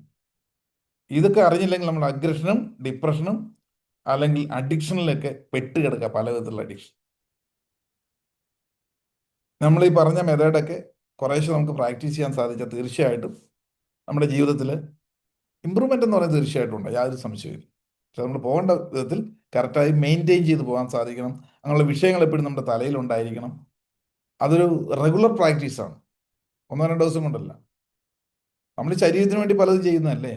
രാവിലെ എഴുന്നേൽക്കുമ്പോൾ റെഗുലറായിട്ട് മുഖം കഴുകുന്നു, പല്ല് തേക്കുന്നു, കുളിക്കുന്നു, ഭക്ഷണം കഴിക്കുന്നു, ഡ്രസ്സ് ഇടുന്നു. ഇതേപോലെ സോഫ്റ്റ്വെയറിന് വേണ്ടിയിട്ടും നല്ല നോളജ് അക്വയർ ചെയ്ത് പ്രാക്ടീസ് എന്ന് പറയുന്നത് റെഗുലറായിട്ട് പോകുമ്പോൾ തീർച്ചയായിട്ടും നമുക്ക് അതിൻ്റേതായിട്ടുള്ള മാറ്റങ്ങൾ നമ്മൾ ആഗ്രഹിക്കുന്നത് നേടാൻ സാധിക്കുന്നു. ആവശ്യമില്ലാതെ തന്നെ വെട്ടിമാറ്റാനും പറ്റും. വെട്ടിപ്പിടിക്കാനും വെട്ടിമാറ്റാനും നമ്മുടെ മനസ്സിനെ എന്ന് പറയുന്ന സംഗതിയെ കാണാൻ പറ്റില്ല, പക്ഷെ നമുക്ക് അനുഭവിക്കാനും ഉപയോഗിക്കാനും പറ്റുന്നു എന്നുള്ളതാണ്. ക്ലിയർ ആവുന്നുണ്ടല്ലോ? ഏതായാലും ഇന്നത്തെ സെക്ഷൻ ഇവിടെ അവസാനിപ്പിക്കുകയാണ്. നമ്മളൊരു മാരത്തോൺ പോലൊരു ഒറ്റ വീടിയിൽ അങ്ങോട്ട് വിട്ടത്. ഏതായാലും ഞാൻ എത്ര സ്പീഡിൽ പോയെന്ന് പറഞ്ഞാൽ നിങ്ങൾക്കെല്ലാം മനസ്സിലാകും. കാരണം ഈ ഒരു പാതയിലൂടെ, ഈ ഒരു വിഷയത്തിലൂടെ കാലങ്ങളായിട്ട് നമ്മളോടൊപ്പം സഞ്ചരിക്കുന്നവരായതുകൊണ്ട് കൂടുതൽ വലിയ എക്സ്പ്ലനേഷൻ ഒന്നും കൂടാതെ തന്നെ നിങ്ങളിലേക്ക് അത് എത്തിയിട്ടുണ്ട് എന്ന് എനിക്കറിയാം. വളരെ ആക്റ്റീവായിട്ട് ഒരു 240 പേരുള്ള ഇടയ്ക്ക് കയറിയിരുന്നു. ഇപ്പോൾ വേണ്ടി 212 എന്നാലും കുഴപ്പമില്ല. ഇത്രയും സമയം വളരെ ആക്റ്റീവായിട്ടും വളരെ ശ്രദ്ധയോടും കൂടി ഇത് ശ്രമിക്കുകയും അതനുസരിച്ച് നമ്മുടെ ജീവിതത്തിലേക്ക് അത് മാറ്റം ഉണ്ടാകട്ടെ എന്ന് ആശംസിച്ചുകൊണ്ട് എല്ലാവർക്കും നന്മകൾ മാത്രം വരട്ടെ എന്ന് പ്രാർത്ഥിച്ചുകൊണ്ട് നിർത്തട്ടെ. നന്ദി, നമസ്കാരം. Thank you.